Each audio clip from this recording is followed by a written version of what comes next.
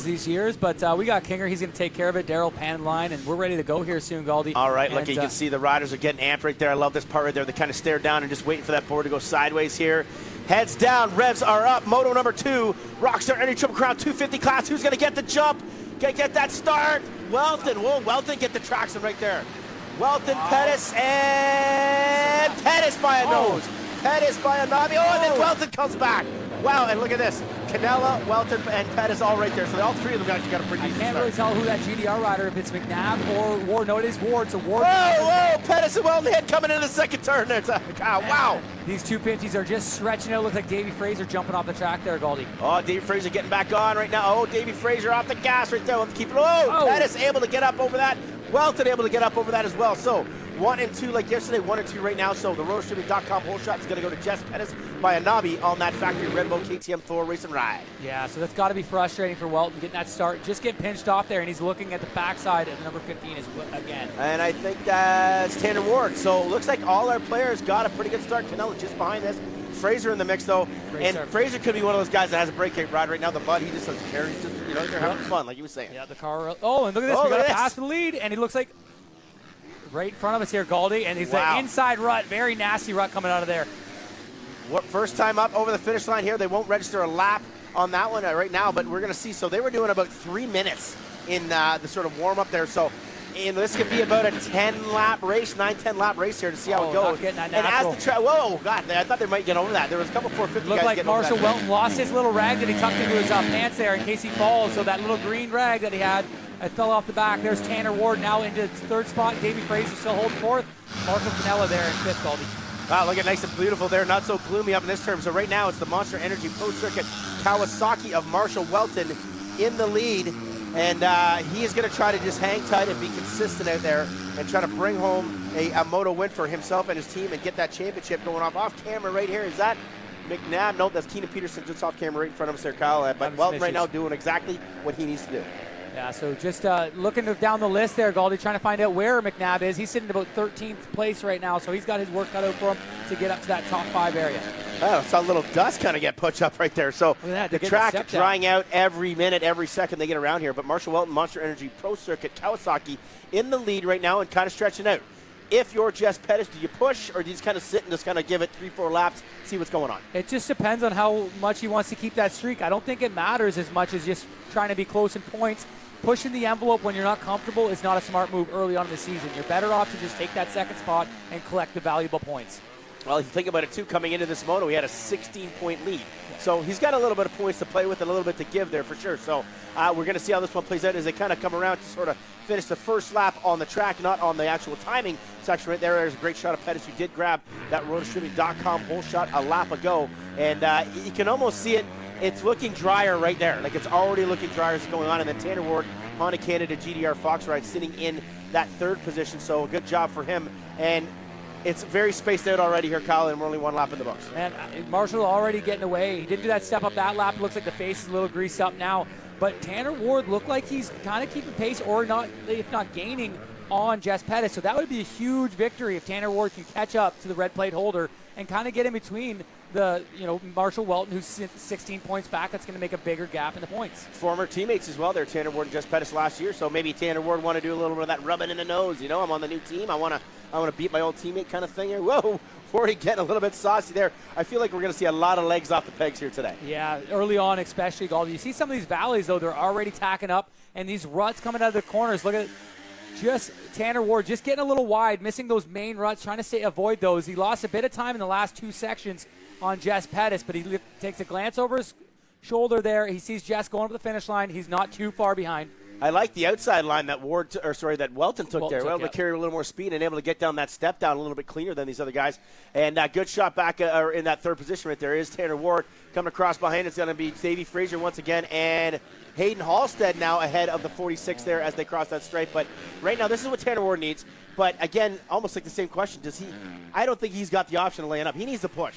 Yeah. He needs to keep pushing and try to get in ahead of Pettis and try to get that steal. And he's way far down as far as points in the title. He needs to make moves now. And the type of sort like this, good shot of Talon Unger. And who's that battling with him out there? Is that Jamie Powell? No, I think that's Wyatt Waddell. No, it's William Crate. Oh, William Crate. Sorry, there you go. Oh, Daniel Elmore right there. Not Not fair, so hot in that part of the track. Look at how deep that is. And again, man, it's getting gluey. It's getting like glue out there already. Yeah, and it gets to where it sticks a lot on the bike before it dries out and starts tacking up. We're going to just give you a rundown of the top 10 to 20. Marshall Walton leading the way. Jess Pettis, Tanner Ward, Davey Fraser still holding strong. Hayden Halstead, Marco Canella, Talon Unger, William Crate, Ryan Surratt dropped back to 9th. Quint Amiot, Ryder McNabb up to 11th. Jamie Powell, Jeremy Mackay, Christopher Da Silva, William Coate, Joshua McGinnis, Wyatt Waddell, Tyler Gibbs, Sam Lavoie, Luke Penny, and Jacob Piccolo is in the 21st spot. So another rough start for Piccolo, the young rookie, trying to get his way up there. You know, I was going to be excited to see yesterday. We were talking, Piccolo had a rough day, had a crash. Actually got a rock off his parts, off his fellas, and wasn't able to finish the motor very well. We were sitting at the table last night talking. If it was dry, there would have been no surprise if that kid came out and just like ran second or even led like 8 laps. But unfortunately, the rain comes down, and like you said, sitting in a position where he probably doesn't like to be right now. But he'll try to move his way through the pack. As we're looking at the leader right now, Monster Energy Pro Circuit Kawasaki, Marshall Walton, kind of making his way. Look at this yellow flags going again. Yeah. They're going to see a lot of that here today. He's going to see a lot of lappers and a lot of these yellow flags out here. And just looking at lap times, 2:40 lap time for Marshall Walton, 2:45 for Jess Pettis. He is much faster than Pettis right now as he tries to make his way up that step. A big case for Walton. But Tanner Ward, 2:49, and then it goes way back to Davey Fraser, 2:57. So a lot slower behind the field. These top 3 have checked out. They're well into the 2:40s lap times, and they're gunning it for the front. Well, you got to think if they're doing 2:40s right down to 20th place, at 3:45, they're going to be lapping those guys in about 4 laps if it stays that sort of time. So, and in these events, lap traffic could play a huge role because you get that rut. Oh, that's the only one to take, getting stuck behind guys. So it's going to take that experienced guy like a Marshall Walton here. And I feel like when you watch Walton ride, I got a chance to ride with him last week. He's like a medallion kind of guy. Just find a way to make it do, get the job done. And I feel like he can really do good in these conditions. And I feel like that GP stuff, he rode this whole GP series. He's seen any kind of obstacle come his way on the track. Yeah, growing up in Michigan, he'd have a lot of springs where the ground is thawing out, and you get conditions like this early on. Yellows everywhere. So, yeah, lots of yellows out there. Not that they're jumping this double, the natural double there, but, yeah, just got to be cautious out there. There's Tanner Ward. He's quite a ways off, and it looked like just looking at lap times there, they're back to a 2:58 and a 2:59, Galdi. This track has slowed up considerably in the last lap, so these ruts are really causing issues. Wow, that is an enormous slowdown right there. So Walton a little bit faster, like you said, so he's got a 7-second gap right now on screen right there. You're looking at Tanner Ward.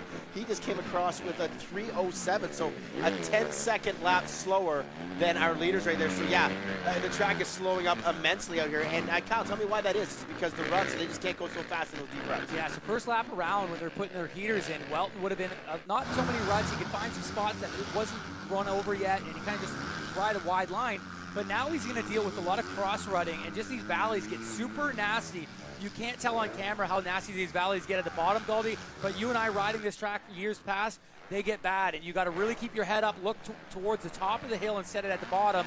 And, man, you see Marshall Walton standing up a lot out there, really handling the mud, gripping the bike hard, and just staying off the clutch. This is one thing, walking through the pits, you see some of these guys that are really clutchy. This is going to be tough on Marshall Walton, where Jess Pettis, he stays off the clutch a lot more, and he's able to kind of lug his bike around this track.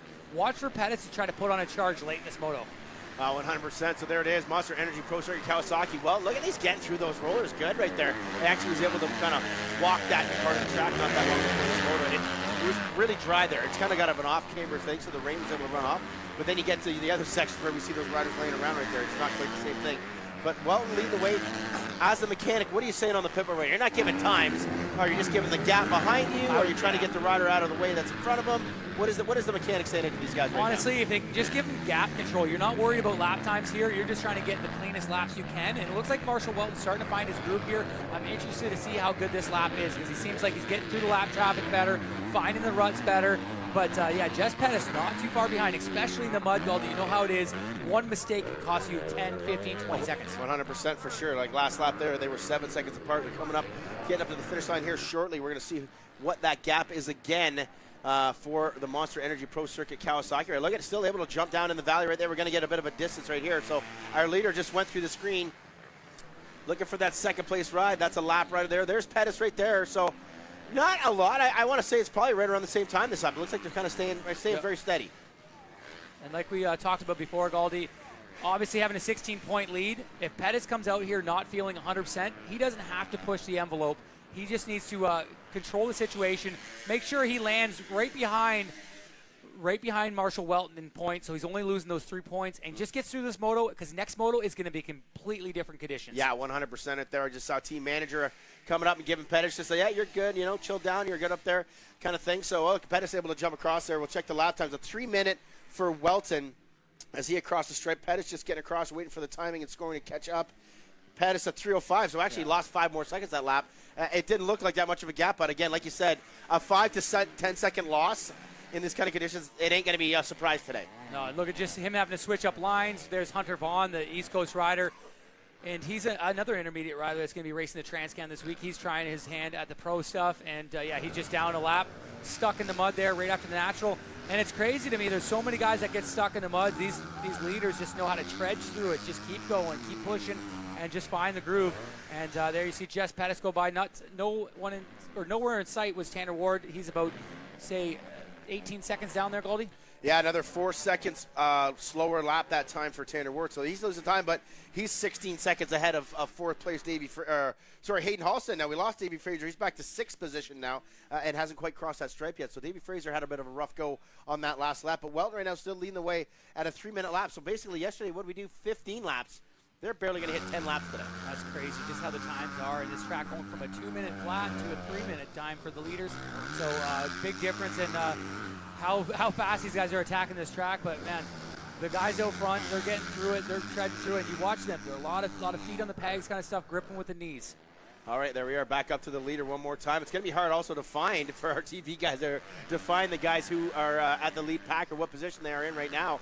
So we're going to get a lot of shots of that leader right here, but Welton doing a great job showcasing that experience. Like I said, I feel like this kind of terrain, this kind of stuff it's nothing new to him. He's seen this kind of thing right here. We're watching, I think that's Halstead and Canella. And Marco Canella Halstead there. and Canella there. Their teammates battling right there. Look at track crew putting up banners and making sure they're not going up the inside line during this race. Of course, every rider, if one guy takes it, they all start taking it, right? Monkey see, monkey do when they're out there in the race. Yeah, look at the lines here. They're getting right over in the grass there. You see one of the officials pointing back onto the track.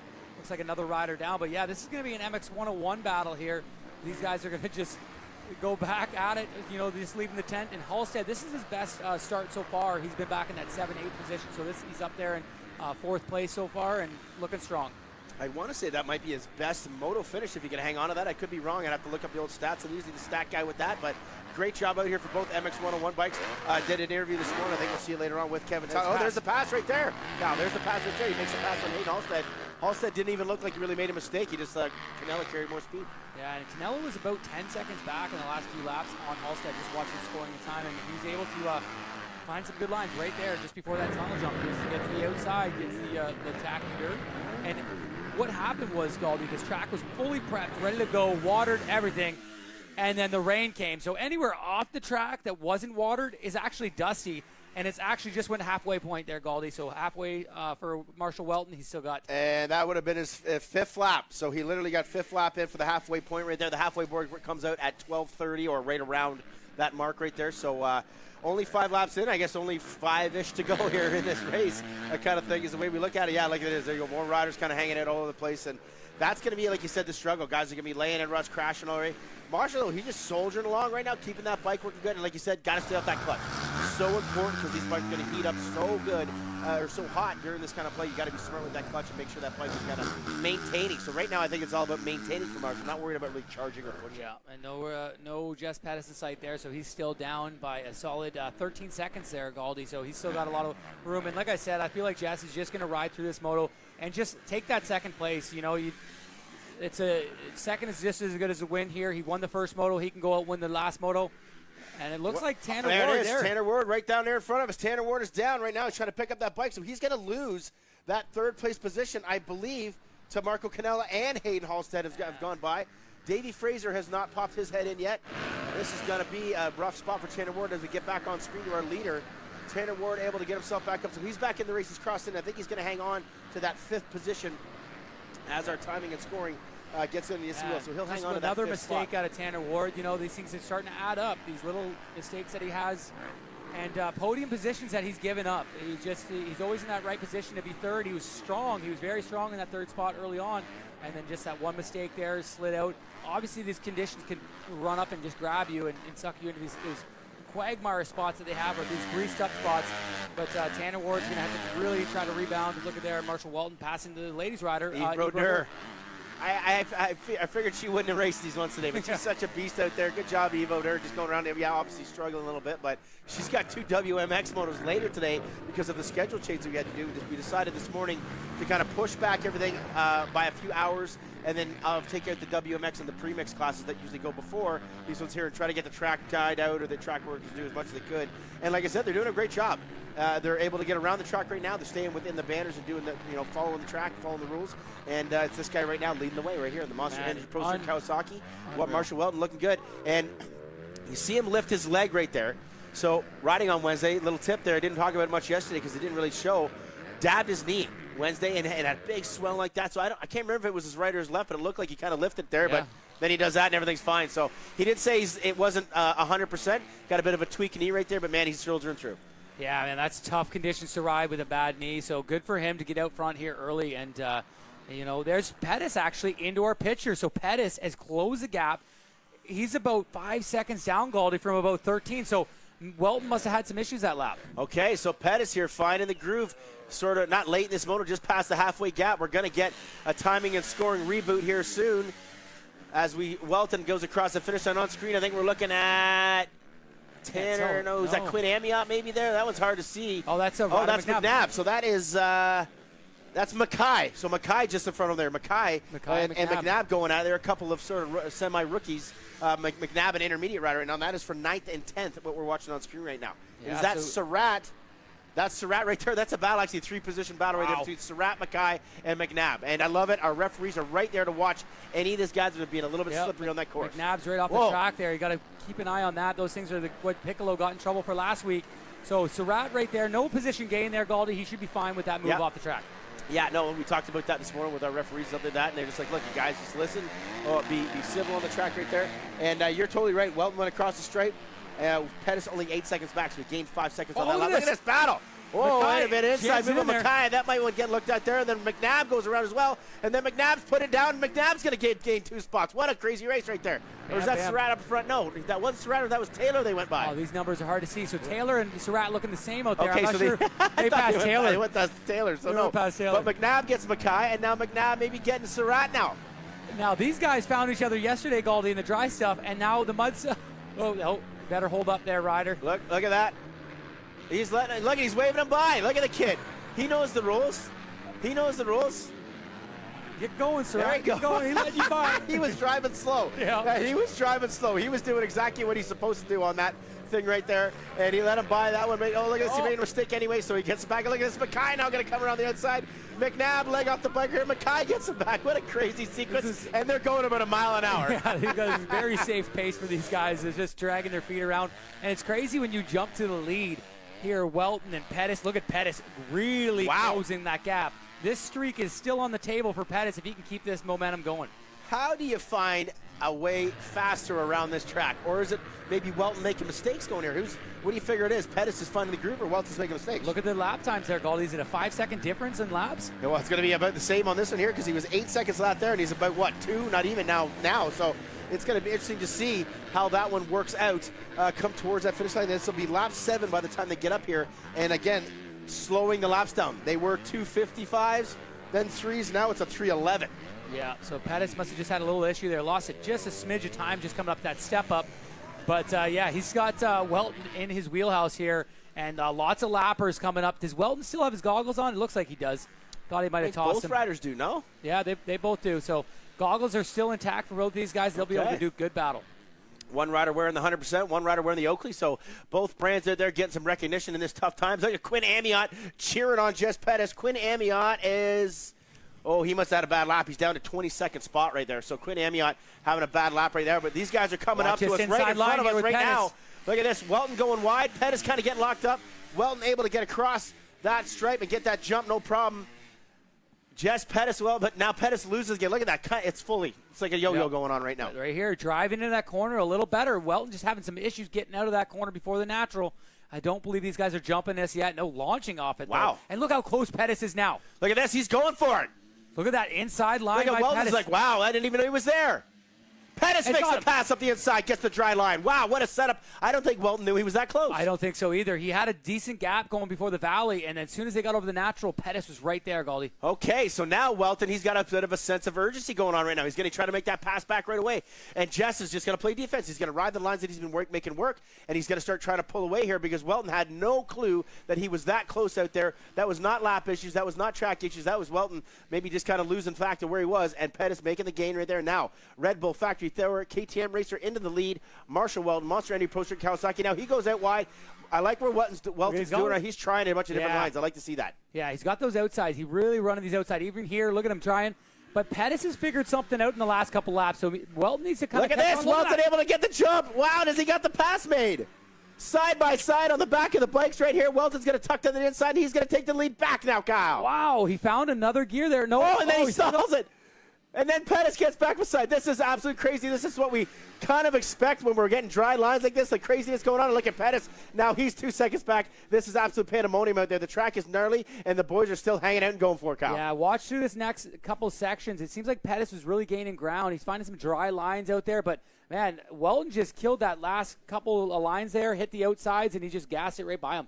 All right, so Walton now out of the picture, and that is Taylor. There's Taylor. Okay, we got to get those guys corrected. They're hard to see. Smoking. Taylor has smoking on the bike right there. That bike is not in good shape right now. Back up to the leader right there as Walton drops in. Pettis drops in.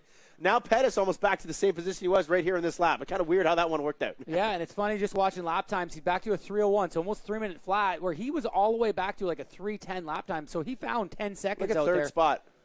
A full minute. Yeah. A full minute behind. And there's Taylor out of the race there. Bike smoking. Good spot to break down, though, Galdi.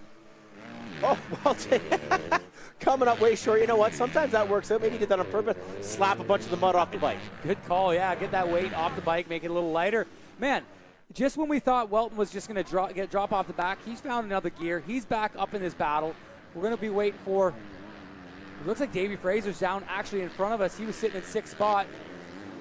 Bunch of guys coming out just after this section that Walton and Pettis are. There's a guy down. It's Davey Fraser. He was in 6th spot. He might be dropping back as we speak. All right, so as we're talking about them, the leaders are coming up just behind them there. So there's our leader about to lap Ryder McNabb and Talon Unger, which are 9th and 10th place. So they're about to lap in, and that's the 8th lap. So I have a feeling that they just came in right before the 25-minute mark on that clock right there. So I say there's 3 laps to go in this race here, Kyle. That is a long time. That's like 9 minutes.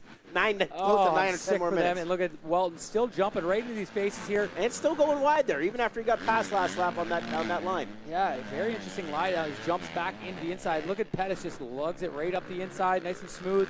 And he's going to probably save himself a little bit, try to get through these lappers.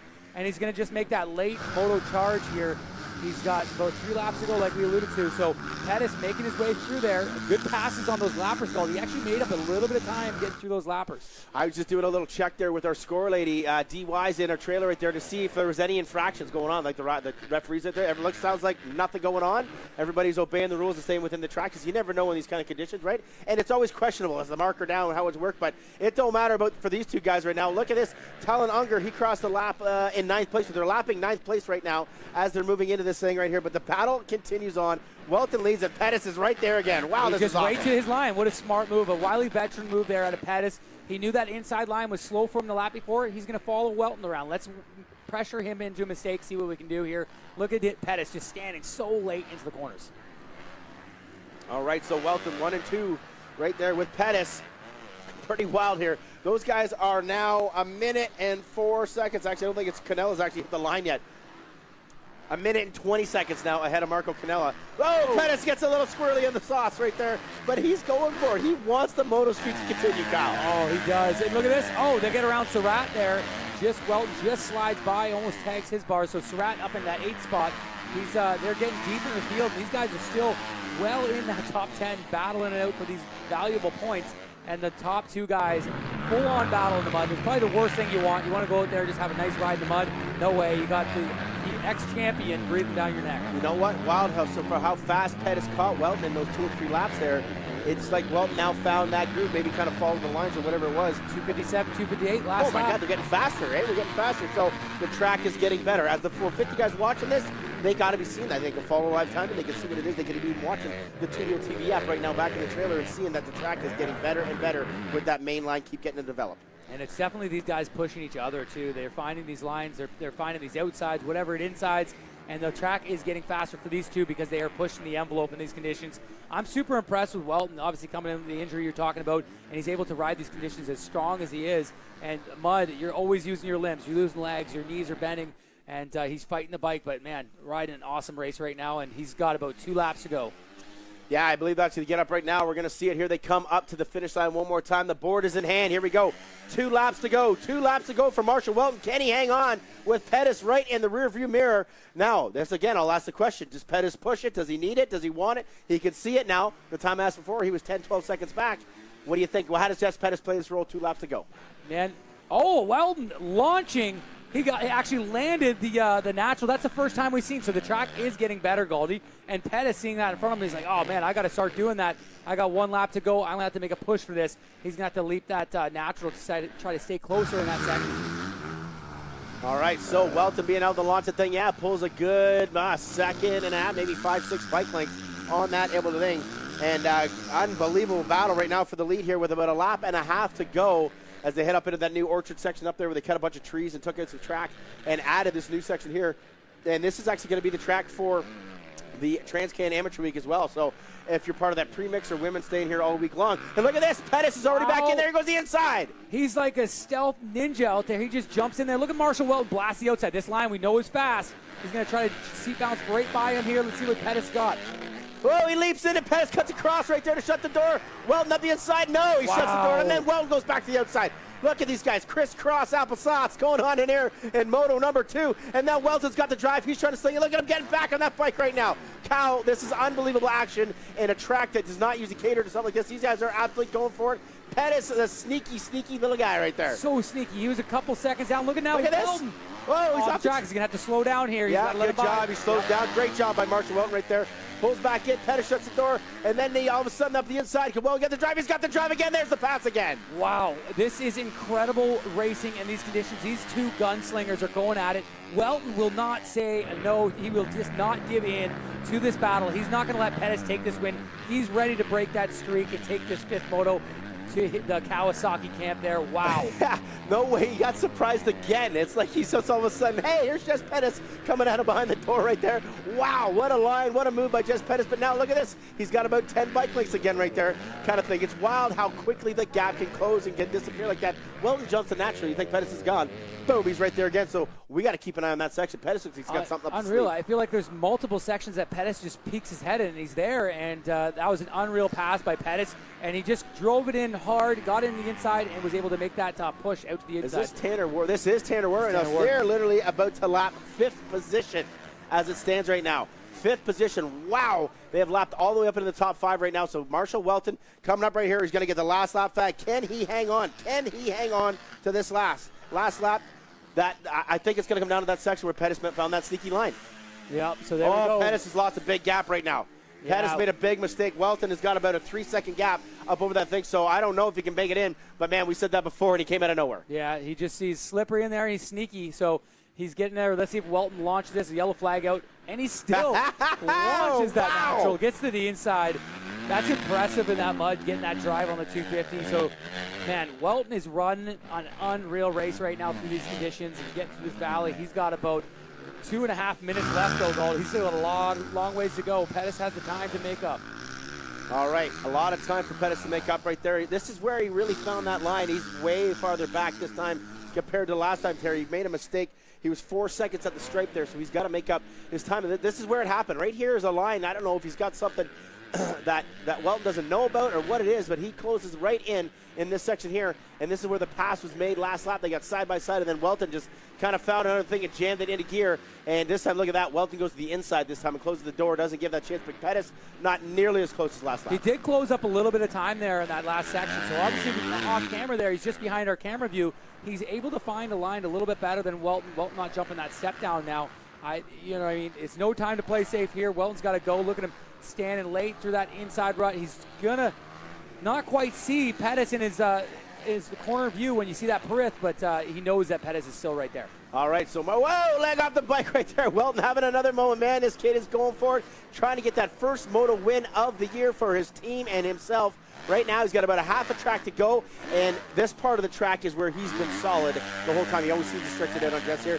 He's just got to bring it home. What's the last pit board say right now? Just go. He's there. Just go.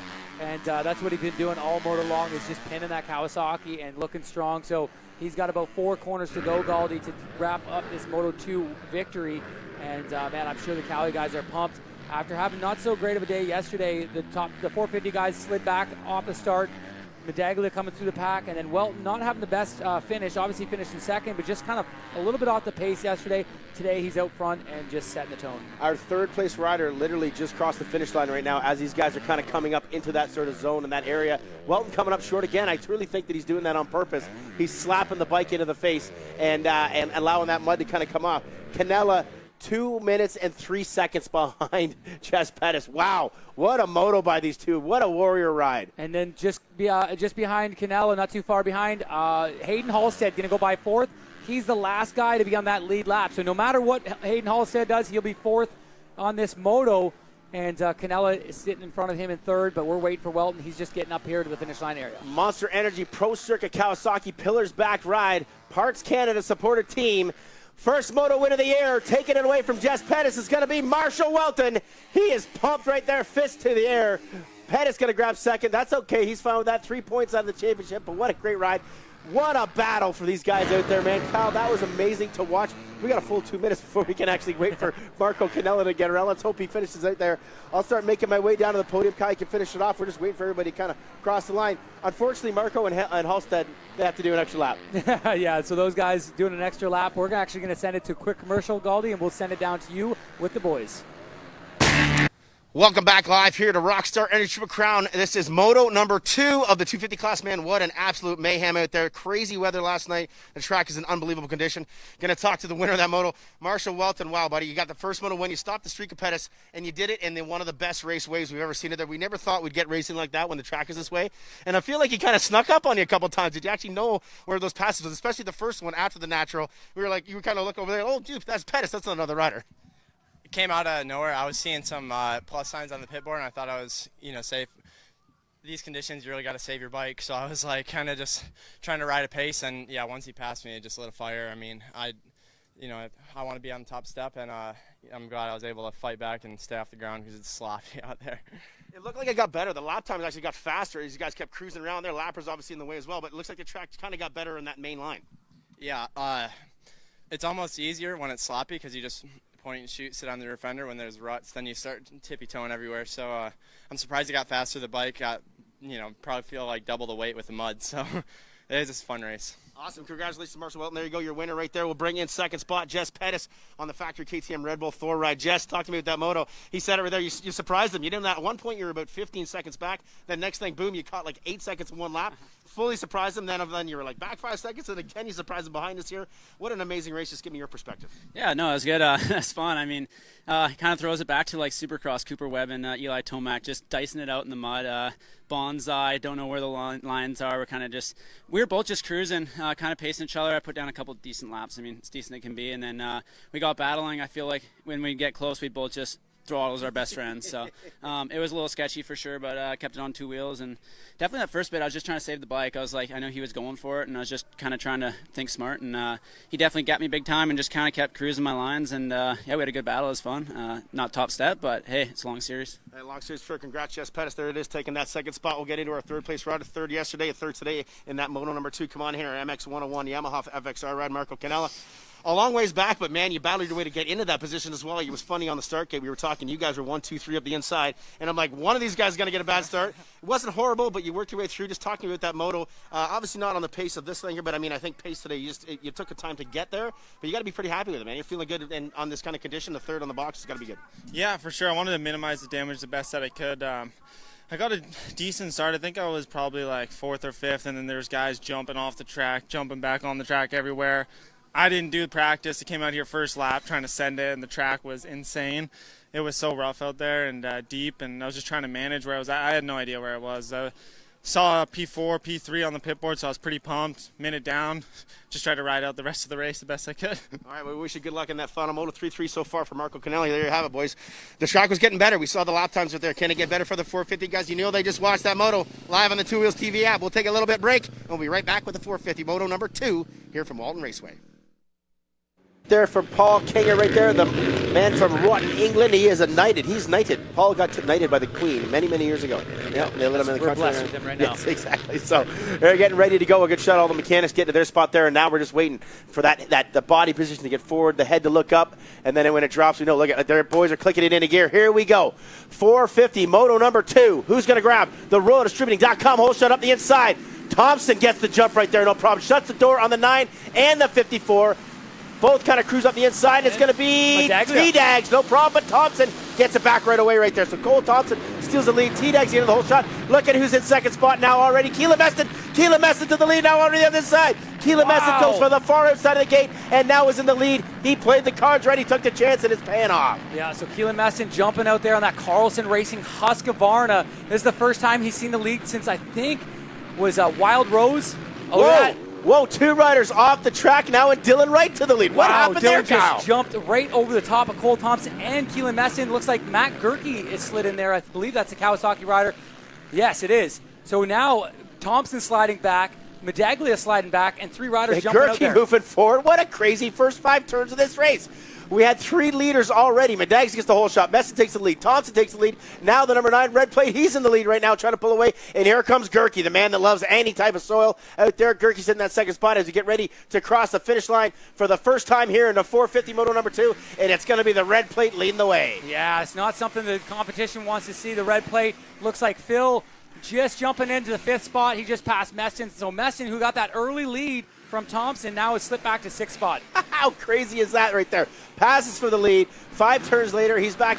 Thompson going. Everybody jumping the natural hero of the 450. So Phil just passed Tyler Medaglia in that top corner there. He's moved up to 4th. Sam Gaynor with a great start. All right, so it looks like all the fellas are in the regular positions here on the first part of the lap. Here. Yep, Phil just got by Thompson that last corner after the natural.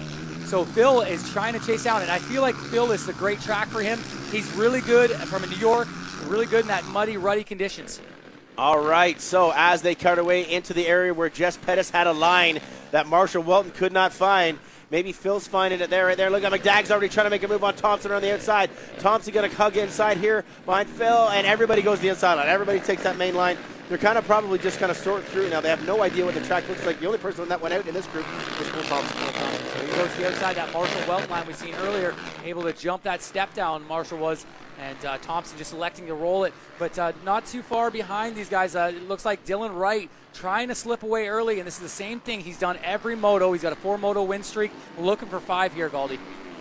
I wonder if some of these guys ran with a paddle tire in this moto or anything like that. You might know. I don't know if you talked to your brother about that at all. Yeah, I've seen actually a couple bikes with it. I believe Cole's bike had it on. Look at Tyler Medaglia jumping through these rhythm here, Galdi, able to get to the backside, get around Thompson, get the backside of Phil Nicoletti. So Tyler's starting to make some moves.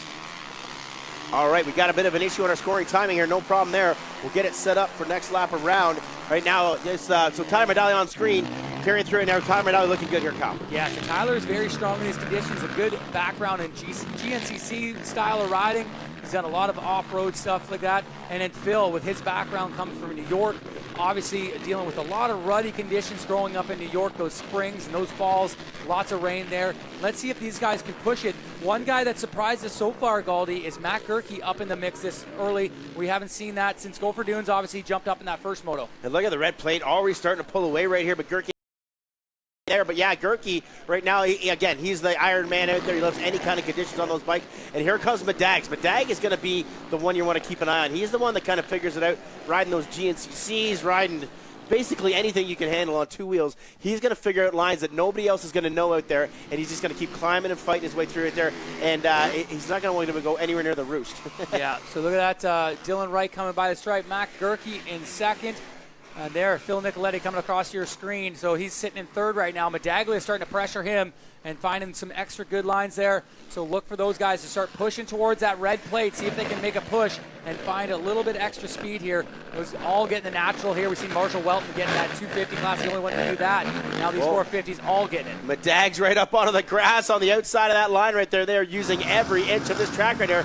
And I got to say, Gerke looks like he might have closed it in just a little bit after they come across that finish line. So it's going to be like one of those moments, if you're Dylan Wright, you want to hang on to the lead, but you don't want to push either because you can have so much stuff, something go so wrong, but you also don't want to give up the lead here and you're going to play defense. So Dylan Wright, he's in a tough spot right now. Yeah, so Dylan Wright, obviously same position that Pettis was in, where he's doesn't really need to win this moto. He's got a points lead over Phil. He just kind of wants to conserve points.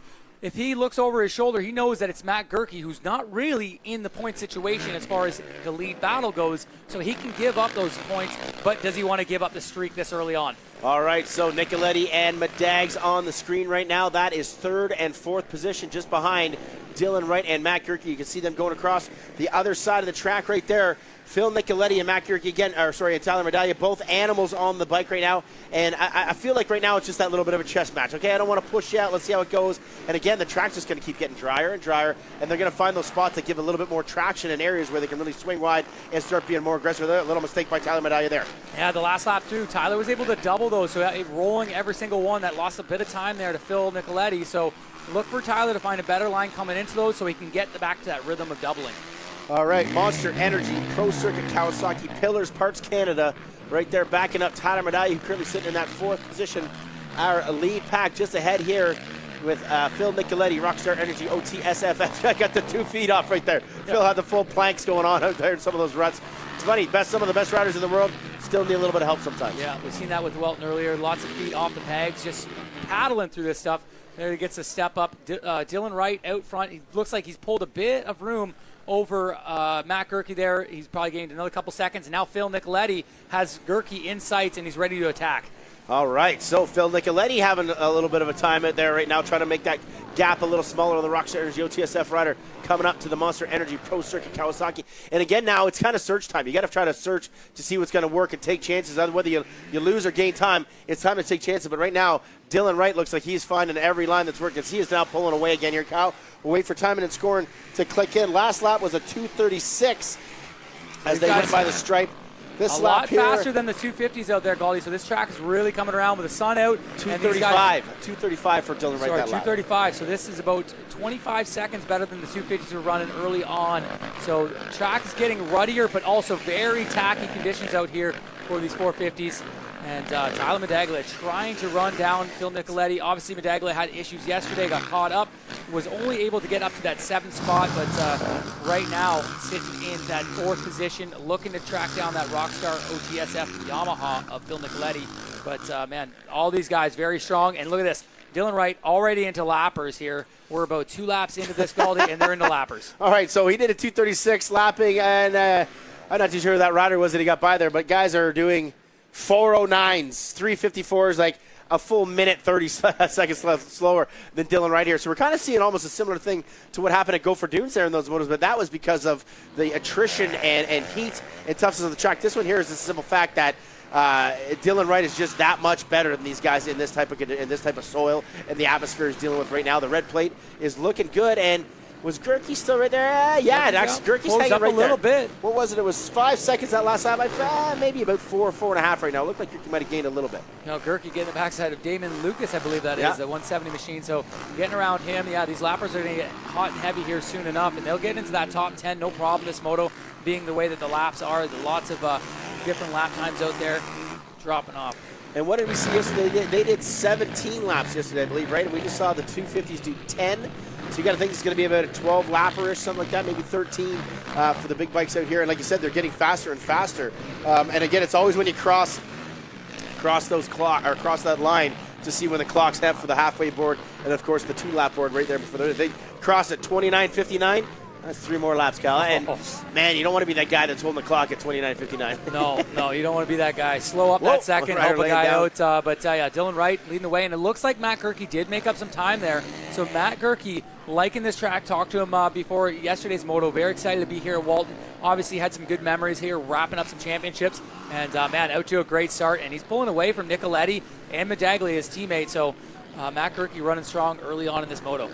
All right, so looking at some traffic there, Medags and Nicoletti right there going out, losing a little bit of time to Matt Gerke as well. So Gerke and Wright starting to find the lines out there. We're going to wait for that timing and scoring to kick in one more time to see what the laps are like. A 2:39 for Wright and a 2:37 for Gerke. So Gerke has found a little bit of a groove here so far on lap number 4. Yeah, so lap number 4, Gerke. Look at this.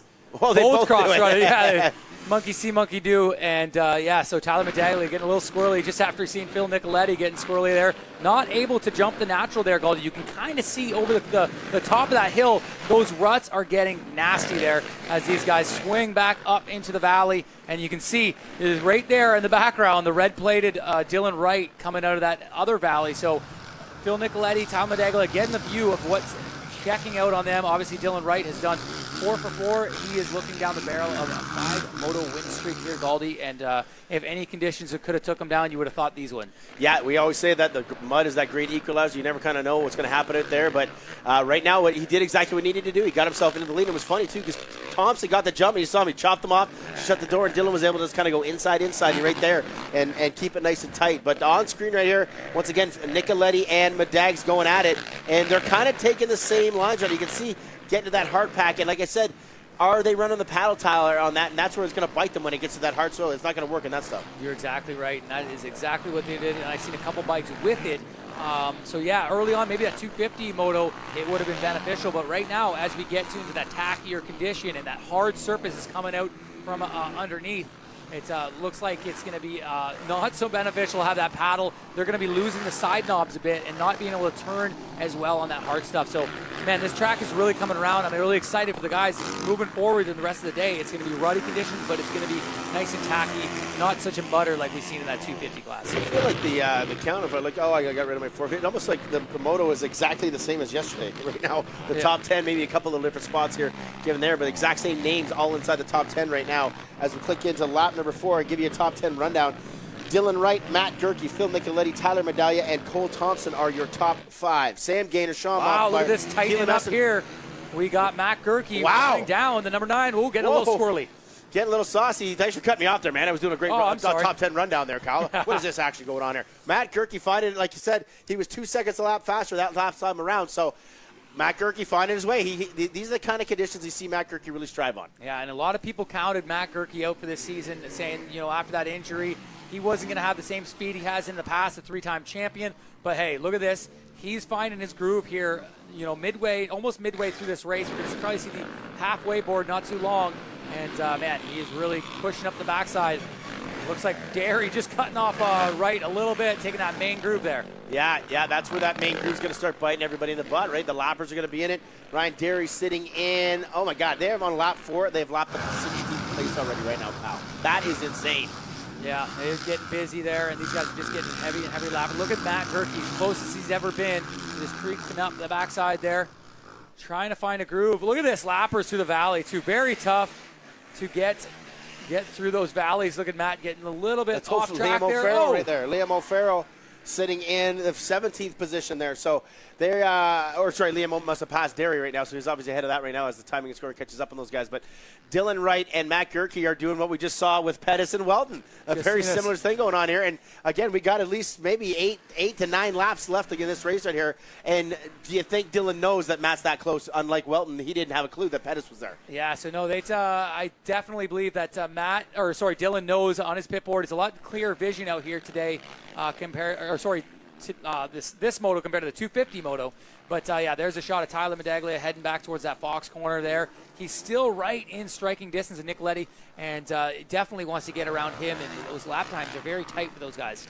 Yeah, 2:38, 2:36, 2:39 for Phil. So Phil put in a good lap, 2 seconds ahead of Tyler Medaglia on that one there. So Gerke, though, the fastest man on the lap, or fastest man on the track the last 2 laps, but I don't know if this one here is going to be good. It looks like he's lost a little bit of time to Dylan Wright in the last, say, 5-6 turns.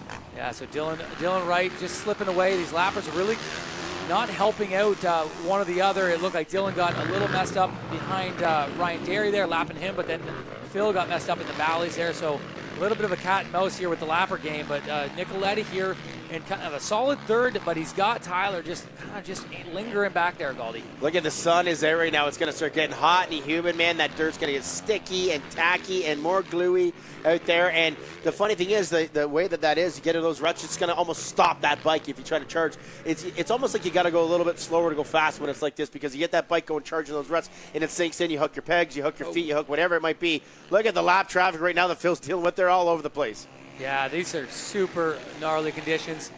And just watching the guys coming by the stripe, look like Dylan Wright just kind of pulled it out there off camera. But the battle is definitely heating up between the 54 and the 5. These guys have just kind of been like back and forth who's puts in the faster lap. And it looks like Tyler might have put the faster lap in this time. And he's pulled up a little bit closer to the backside of the 54 of Nicoletti. Yeah, Phil Nicoletti up over the finish line one more time. Last lap for Dylan Wright at 2:37. Not the fastest lap of the race, but very close to it. And Gerke at 2:40. So now it's back to a 5-second gap where literally a lap will go. Matt Gerke was right on the rear wheel of Dylan Wright there for the lead. Phil getting a little bit saucy, trying anything. Oh, Tyler now stuck in behind lap traffic right there. Lappers, man, those guys got to get out of that main line. They should not be in that main line. I hate when you got to say that to these guys. They are not in the race. Go out in the mud. Do not take the main line. You know the faster guys are coming. Especially when that blue flag's are waving, get off that main line. Everybody knows on these conditions where that main line is. Get away from it. Let those guys go on with their battle, and especially when you're in that top 5, top 3, trying to get those valuable points. Okay, Thompson cruised by 5th position there still, and a good battle going on between Sean Moffenbauer and teammate Sam Gaynor on the Rockstar Energy OTSFF Yamahas right there for 6th and 7th. But right now, Dylan Wright heading through that Fox turn into the rollers now.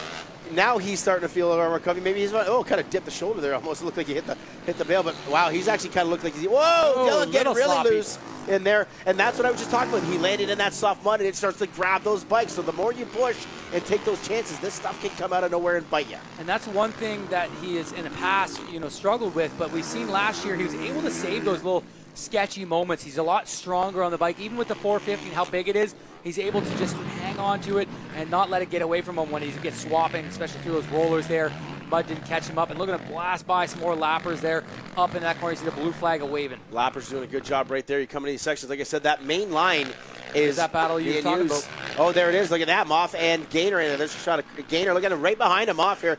Again, though, you look at the track. Look at it. It's getting kind of down to that one sort of line right now that these guys are going to use. So as it keeps wearing down like this, it's going to be harder and harder for actually to make a pass. Yes. You're going to wait for a mistake here on something like that because you're not really going anywhere else on the track. Yeah, so Sean Moffenbauer getting by Gaynor early on here. And Gaynor, man, whatever it is, he sees his teammate Sean. He just steps it up a notch. Look at Gaynor struggling through those rollers there. We just seen Dylan Wright struggle through those as well. So tricky section right now, but very cool to see the young rider, Sam Gaynor, obviously Rookie of the Year. Last year, the Parts Canada Rookie of the Year, able to kind of pick it up and start battling with his teammate a bit.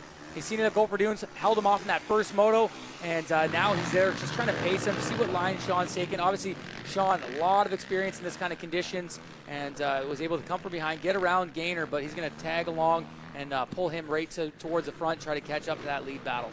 All right, so the second year sophomore, number 28, Rockstar Energy OTSF ride of Gaynor right now. Well, not able to get that stuff up there. So maybe the ruts again down at the bottom of that getting harder for these guys to carry that speed up over that finish line here as we're looking at Sam Gaynor on screen. But Dylan Wright crosses on his 7th lap with a 2:37 again. But then Matt Gerke with a 2:35.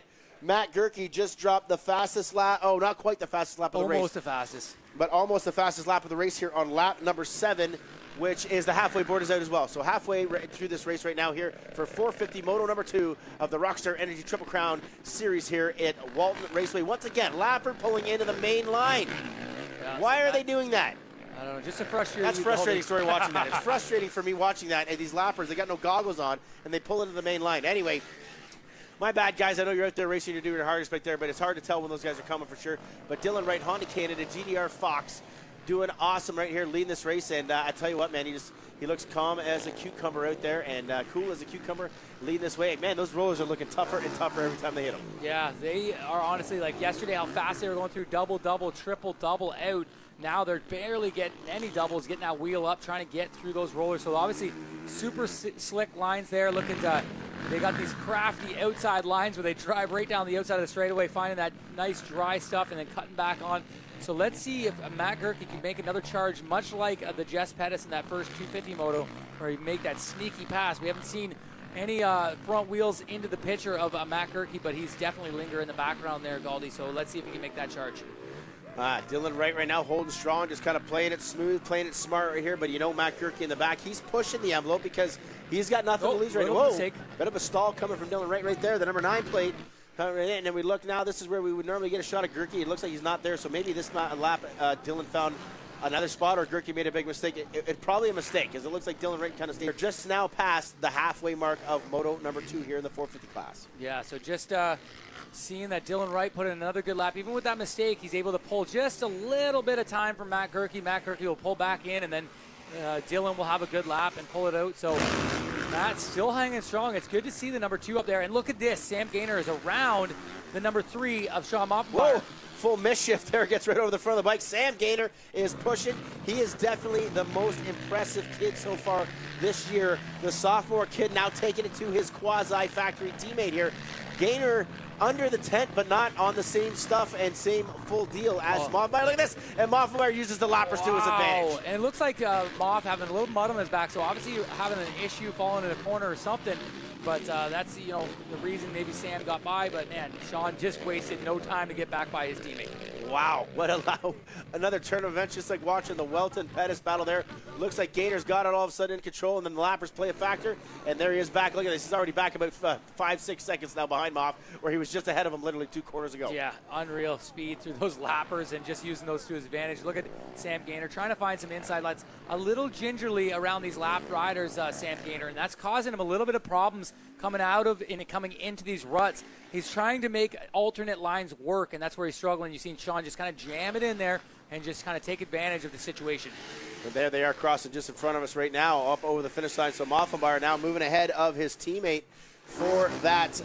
That's a battle for 6th and 7th position right now, and back up to that lead pack. And as 6th and 7th is crossing the finish line, Dylan Wright is going across the start mechanics area right now. Yeah, so Dylan Wright finding another gear there. He's got about a 4-second lead over number 2 of Matt Gerke. The Kawasaki rider has been lingering in the shadows this whole moto and has kind of been the closest we've seen to anybody this season so far of 5 races in Galdi. That's the closest we've seen somebody.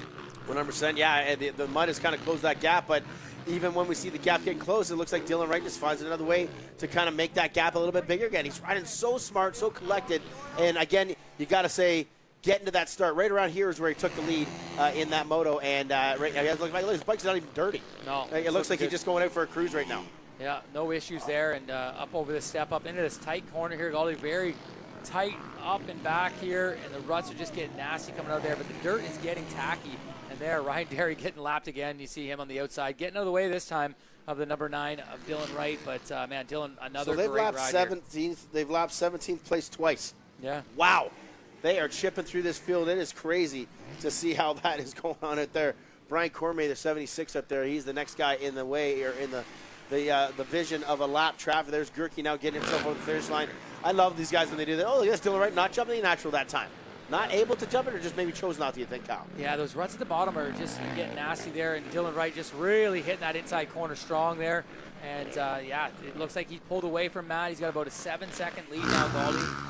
Maybe less than that, 4.8, so I was a little bit off there. Well, actually, we're waiting. Matt hasn't clicked into the live time or score. There it is there. It is up to 8 seconds. Oh, it hadn't clicked through yet, so 8 seconds. Gerke's lap time, that one at 2:37 compared to a 2:33, so a bad lap for Gerke on that one. Yeah, looking down the pack, this is about 18 seconds behind is Nicoletti. Tyler Medaglia not too far behind him. His time in scoring hasn't clicked off there, but he's sitting in 4th. Thompson in 5th. Moffenbauer, we've seen him make that pass on his teammate into the 6th spot. Gaynor. Bobby Pietz, another good ride. Josh Cartwright and Parker Eels rounding out that top 10. Great ride by the Whole Shot Racing Honda of Parker Eels. Yeah, good job for that kid out there, driving the rig all by himself, all the way from the West Coast out there, carrying a couple of teammates as well in the trailer there. So awesome to have Whole Shot Motorsports from BC helping out Parker Eels get inside the top 10. He got a top 10 in the final moto at Go for Dunes, and looking to match something here in moto number 2 at Walton Raceway, but nothing at all can match what we are seeing of the number 9 today out here. I was able to watch the MXGP race earlier this morning out of Latvia, and exact gear he's wearing is the same stuff that Tim Geiser did win the very first 450 moto today in Latvia. So the Fox-backed Honda bikes right now looking good, although Koldenhoff ended up winning the overall. But Dylan right here trying to make it Honda. A little bit of good stall there again. Whoa.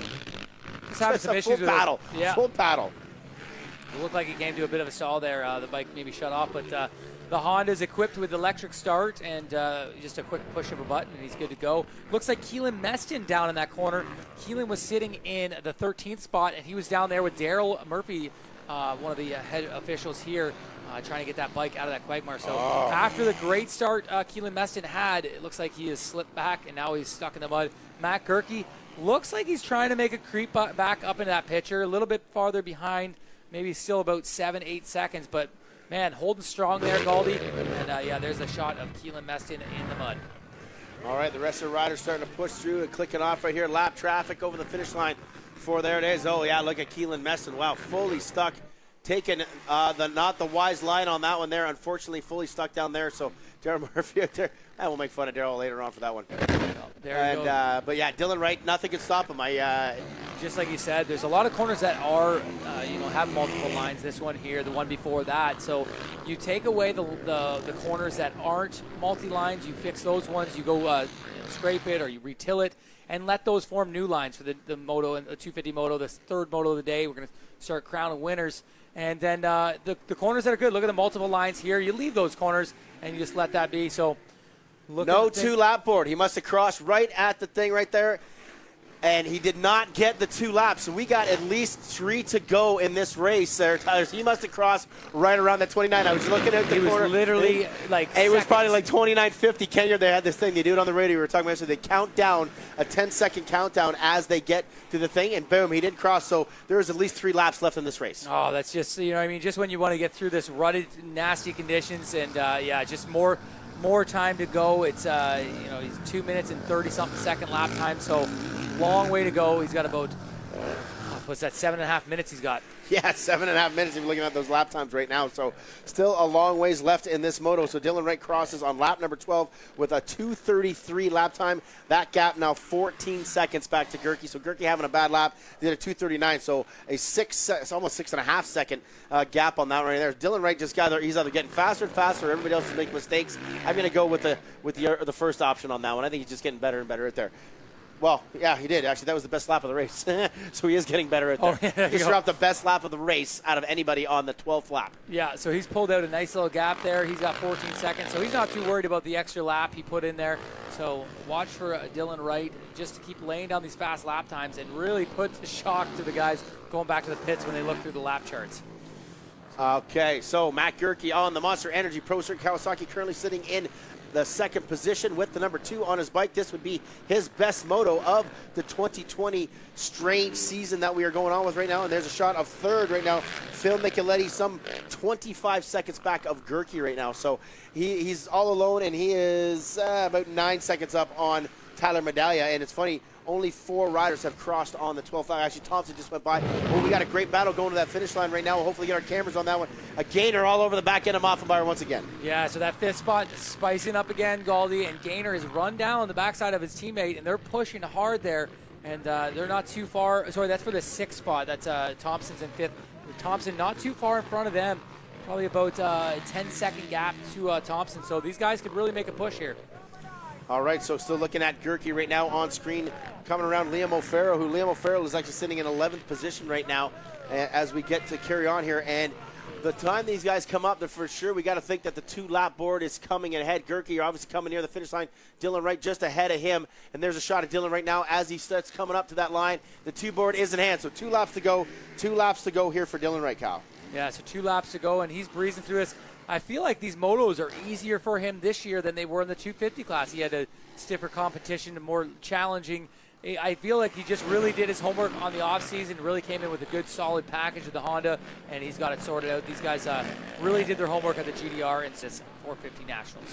All right, so 2 laps to go here in moto number 1 of the moto number 2, moto number 1 here on Sunday, moto number 2 of the 450 class of the Rockstar Energy Triple Crown Series here at Walton Raceway. This is Walton 1. We are here 7 days later to do it all again. And of course, we got a third moto coming up for our 450 class and a third moto coming up for our 250 class. There's still 2 laps to go here for that rider right there on screen, Honda Canada, GDR Fox of Dylan Wright right now. And look at all the lappers right now getting out of the way, making that right move. Again, you know what? Lappers have a hard time right there, but they're starting to do those right moves. And now the track kind of developing a little bit more options. But man, they're staying. Dylan right now, I don't think he's staying on that line for the last 6 or 7 laps. That's just the way the track is forming in this type of conditions. Yeah, so look for this track to get faster and faster as we go along. Obviously, 2 laps left in this one. The 250 is going to go out. The guys are going to get out there, groom some of the sections with the tillers, and just kind of freshen up some stuff to make some new lines. And right now, these rollers are getting faster and faster as we get along. You see Dylan Wright having no issues now, getting double all the way through that, and getting over that big one. And that's the kind of things that are making his lap time get faster each time around. Yeah, he just keeps dropping. Last lap was a 2:38, so he's a little off the pace of that fastest one he did right there. But all the riders clicking through. We've got only 4 riders right now on the lead lap. And actually just off screen, we're looking at Cole Thompson. He's about to cross there, sitting in that 5th position. But again, Dylan Wright, as 5th position, crosses the finish line. We're looking at Dylan Wright coming up around the start line right now. So the amount of speed and consistency that Dylan Wright has kept in this moto is uber impressive. And that Mothenbauer and Gaynor battle definitely has straightened it out right there. Whoa, one rider getting over the finish line. I think that was Cartwright. His leg was right off the side of the bike on our camera view right now as we got a shot. I believe that's Sean Mothenbauer right now coming up. And Gaynor has kind of lost the rear wheel of him on that last lap. Gaynor did not have a good lap. Yeah, so he was really close that last lap. 2 board is out. He's got about 5 minutes of racing left. And there's Dylan Wright just having a little bit of an issue there coming out of one of those valleys. So it looks like they've lapped the 8th in this moto, where the 250s lapped the 5th in their moto. So the top guys, man, are the top 6, 7 guys in this class are really putting the hammer down. As Dylan Wright's coming into that final turn, he's going to get the white flag lap as we come around. And there it is, waving for the number 9. 1 lap to go, Kyle. This is a great feeling. Yeah, that's a great feeling. He's pulled out a massive lead over Matt. Obviously, Matt had some pressure early on, but then just kind of made some mistakes, fell back a little bit. And there he is over the finish line. So one valley section behind Galdi. He's just getting a step down, as you've seen Dylan just getting over that natural double. It's about a 15-second gap.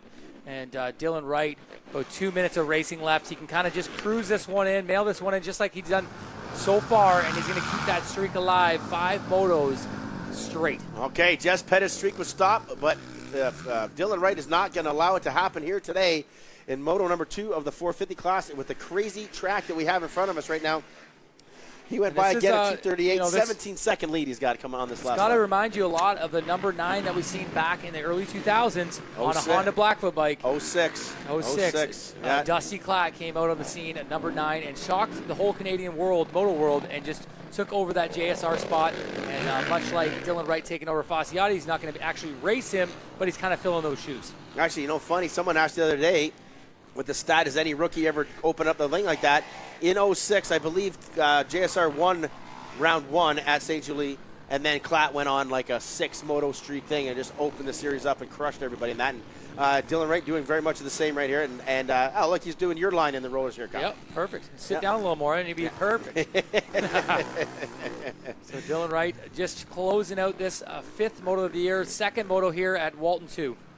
All right, so Dylan Wright, Matt Gerke, Phil Nicoletti, Tyler Medaglia, and Cole Thompson are your top 5 here on the last lap of moto number 2 of the 450. Once again, you are watching the Rockstar MX Tour Rd series here on Rev TV, and of course Fox Sports Racing Canada, and of course the Two Wheels TV app. Thank you for tuning in. If you're sitting at home and watching, if you're a super race fan, you had the GPs fired back up today. This is our round number 2 here. Next week the AMAs fire up again, and we're still rocking here. We got another 2 motos to go as Dylan Wright has about 3 turns to the finish, Kyle, to bring it home that 5th moto win. Yeah, it's another moto win, and man, it's I'm sorry for anybody yawning at home. You might want to just run over to 7-Eleven, grab yourself a Rockstar, and get back into this. We got the 250s coming up right after this, and we've seen a great battle there. 2 guys swapped out for those first 2 motos. Jess Pettis getting the win in Moto 1. Marshall Walton in that sticky, muddy stuff got that moto win. So there's going to be a barn-burning race coming up in that last moto of the 250s. Dylan Wright obviously making this yawn fest as he gets ready for another checkered flag. Last turn, here we go. 5 straight motos for the Honda Canada GDR Fox, number 9, red plate, Dylan Wright doing it again here at Walton Raceway for moto number 2, absolutely destroying the field. Wright takes another win, 5 in a row. He is miles ahead here in this championship right now, and it is so early on. And here comes Monster Energy Pro Circuit Kawasaki, Matt Gerke. An absolutely great ride for Matt Gerke right there, a strong one for him. Yeah, so Matt Gerke getting up into that second spot, improving on his results from Gopher Dunes. We've seen him yesterday struggle a little bit in the early moto, but he came back and bounced back into that second spot. So looking to climb up that ladder in the podium and just able to see Wright this time. That's a big victory in my books for Matt Gerke moving forward, the ex-3-time champ. And then they're just coming across the stripe now. Galdi is Nicoletti, not too far behind him. Tyler Medaglia in that fourth spot. I think Nicoletti just gave the number 1 sign to Keelan Meston there. Does he know he got third? I don't know. I gave the number 1. I don't think it was like a normal number 1. It was the middle number 1. Yep. Anyway, ladies and gentlemen, I'm going to let Cal take it away here. Probably take a commercial break. I'm going to head down to the podium and talk to the fellas. Yeah, so we're going to jump to a quick commercial, and we'll be right back with Galdi and the boys. Everybody back home on the couch watching on Rev TV and, of course, Fox Sports Racing Canada here at the podium. Going to talk to our 450 boys. We've got to bring in this guy. 5 straight moto wins in a row. Honda Canada GDR Fox ride of Dylan Wright. Come on here, Dylan. Man, not even the mud can stop you. That first 3 or 4 turns, talk to me about that. That was unbelievable. Guys off the track. Meston leads, you lead, Thompson leads. Talk to me about that before we just kind of talk about the race. Yeah, it's definitely a little hectic. Those first few corners I feel like are almost the worst ones on the track, slop and mud-wise. So it was kind of just, I got off to an okay start. I just tucked around that inside there, tried to play it smart, and then, like you say, it was just like super slick because we hadn't seen the lines yet dropping down the hill, so we didn't know what we were getting ourselves into. So it was kind of just try and pick my way through and stay on the track because a few of the lines led to off the track from the 250 moto. So I just had in my brain, I was like, I got to stay between these yellow pickets, and that's kind of what we did. But yeah, it was definitely a little hectic there, just kind of going to the lead, getting past, getting back to the lead. So, but we're happy with that, and just got to keep charging.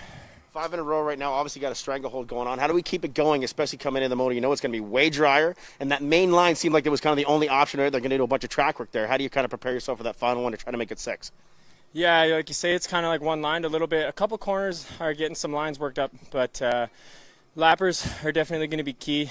We're struggling, so everybody's kind of struggling, and just kind of play it smart and try and find some lines out there because they're getting deep and they're getting gnarly. So it's going to be who can kind of be the smart one, I think, in this next moto. But obviously, I couldn't do it without my whole amazing team: Honda Canada, GDR, Fox Racing, Colton Fasciati, my mechanic, Justin, Tanner, everybody on the team. I feel like we got good chemistry. And, everybody's got our back. Dunlop, Proven Moto, SSS suspension.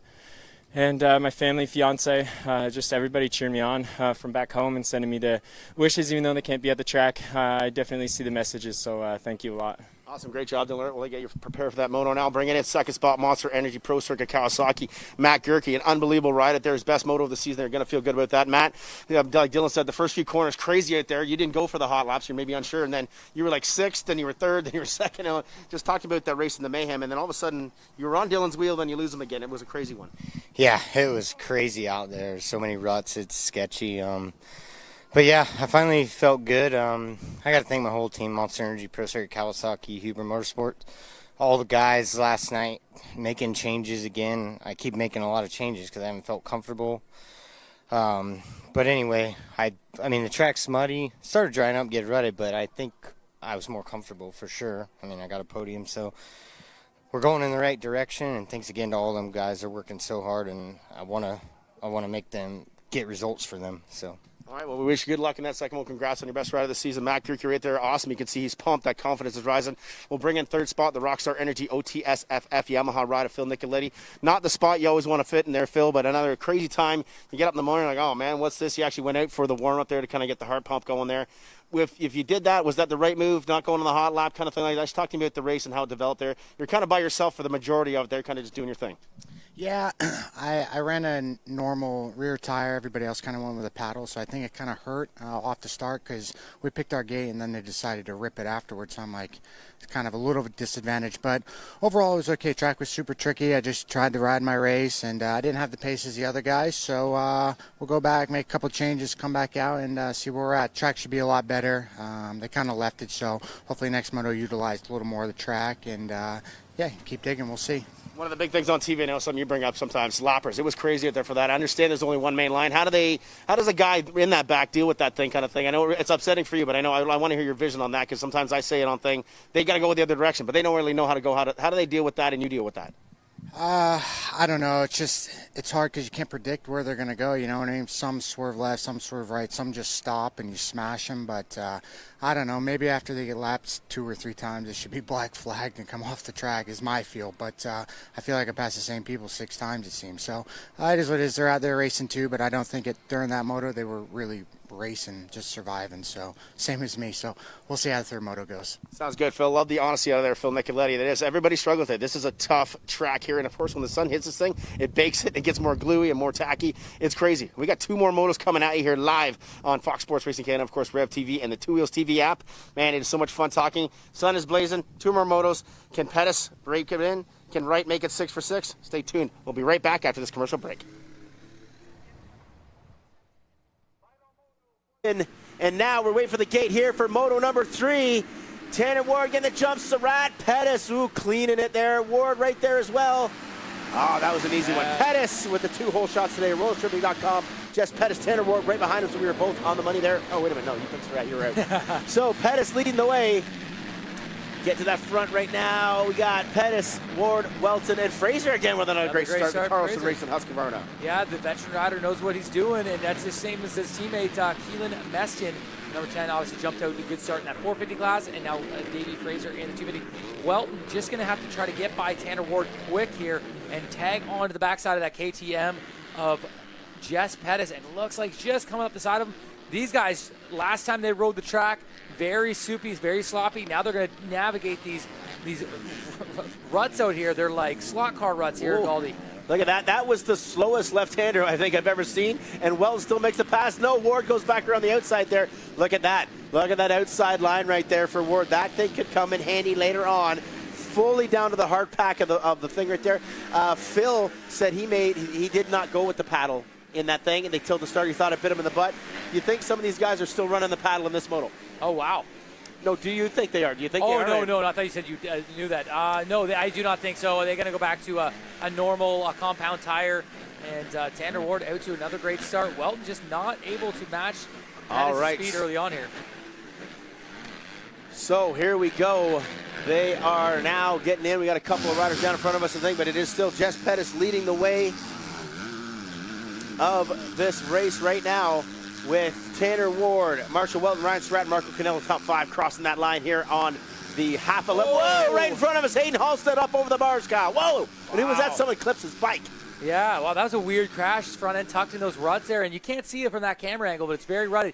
And it looks like the track crew is really groomed up here, and Tanner Ward is starting to make a push towards the front. And look at this. Marco Canella is now pushing on the backside of Marshall Welton. So look for Marco Canella to get strong. These conditions he's seen many times here at Walton Transcam. 100%. Marco Canella loves this stuff. He has seen every type of soil that this track has ever given back since 2012 or 11-ish when he was on 65s out there. So he is going to be looking to make a pass on Welton here. And it looks like Welton might be a little bit more intense, or a little bit more not quite as let it loose right here for right now. And that might bite him in the butt, because Pettis right now is already yarding the field. Yeah, so Pettis getting out there, and their young rider McNabb hanging in there. He looks like he's in about 6th spot there. Galdi able to get through those rollers real nice for the young kid.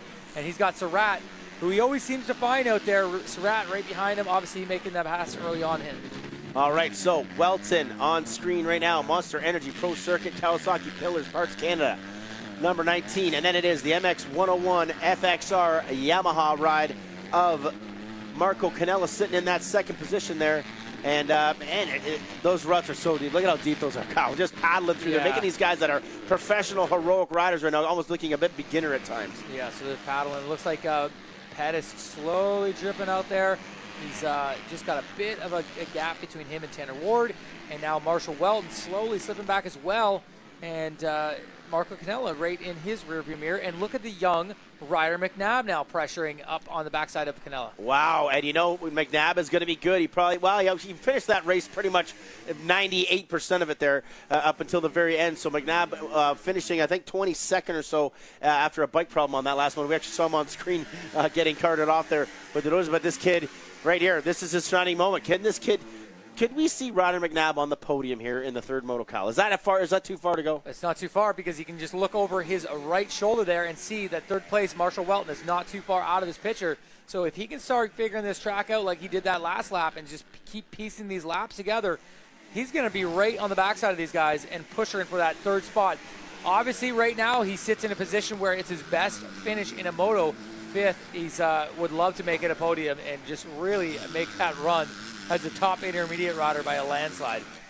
So McNabb right now pushing the wheelhouse, trying to make some moves, trying to put himself forward. And you know the kid, he's full of piss and vinegar here, charging through right now. But the battle is once again. Look at Canella kind of closed in that spot like Pettis was in that first moto. Maybe Walton doesn't seem to have the feel good comfiness back in that part of the track. Yeah, see they got some sneaky lines up there, up the inside, and man, right in that section, just like you alluded to there, Galdi, is very strong for Canella.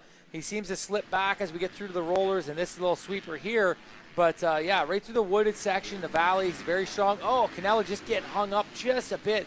And, man, these guys make it seem like these ruts are really big. So they got to be like it's hanging their front wheel up, and we just can't see it quite on camera.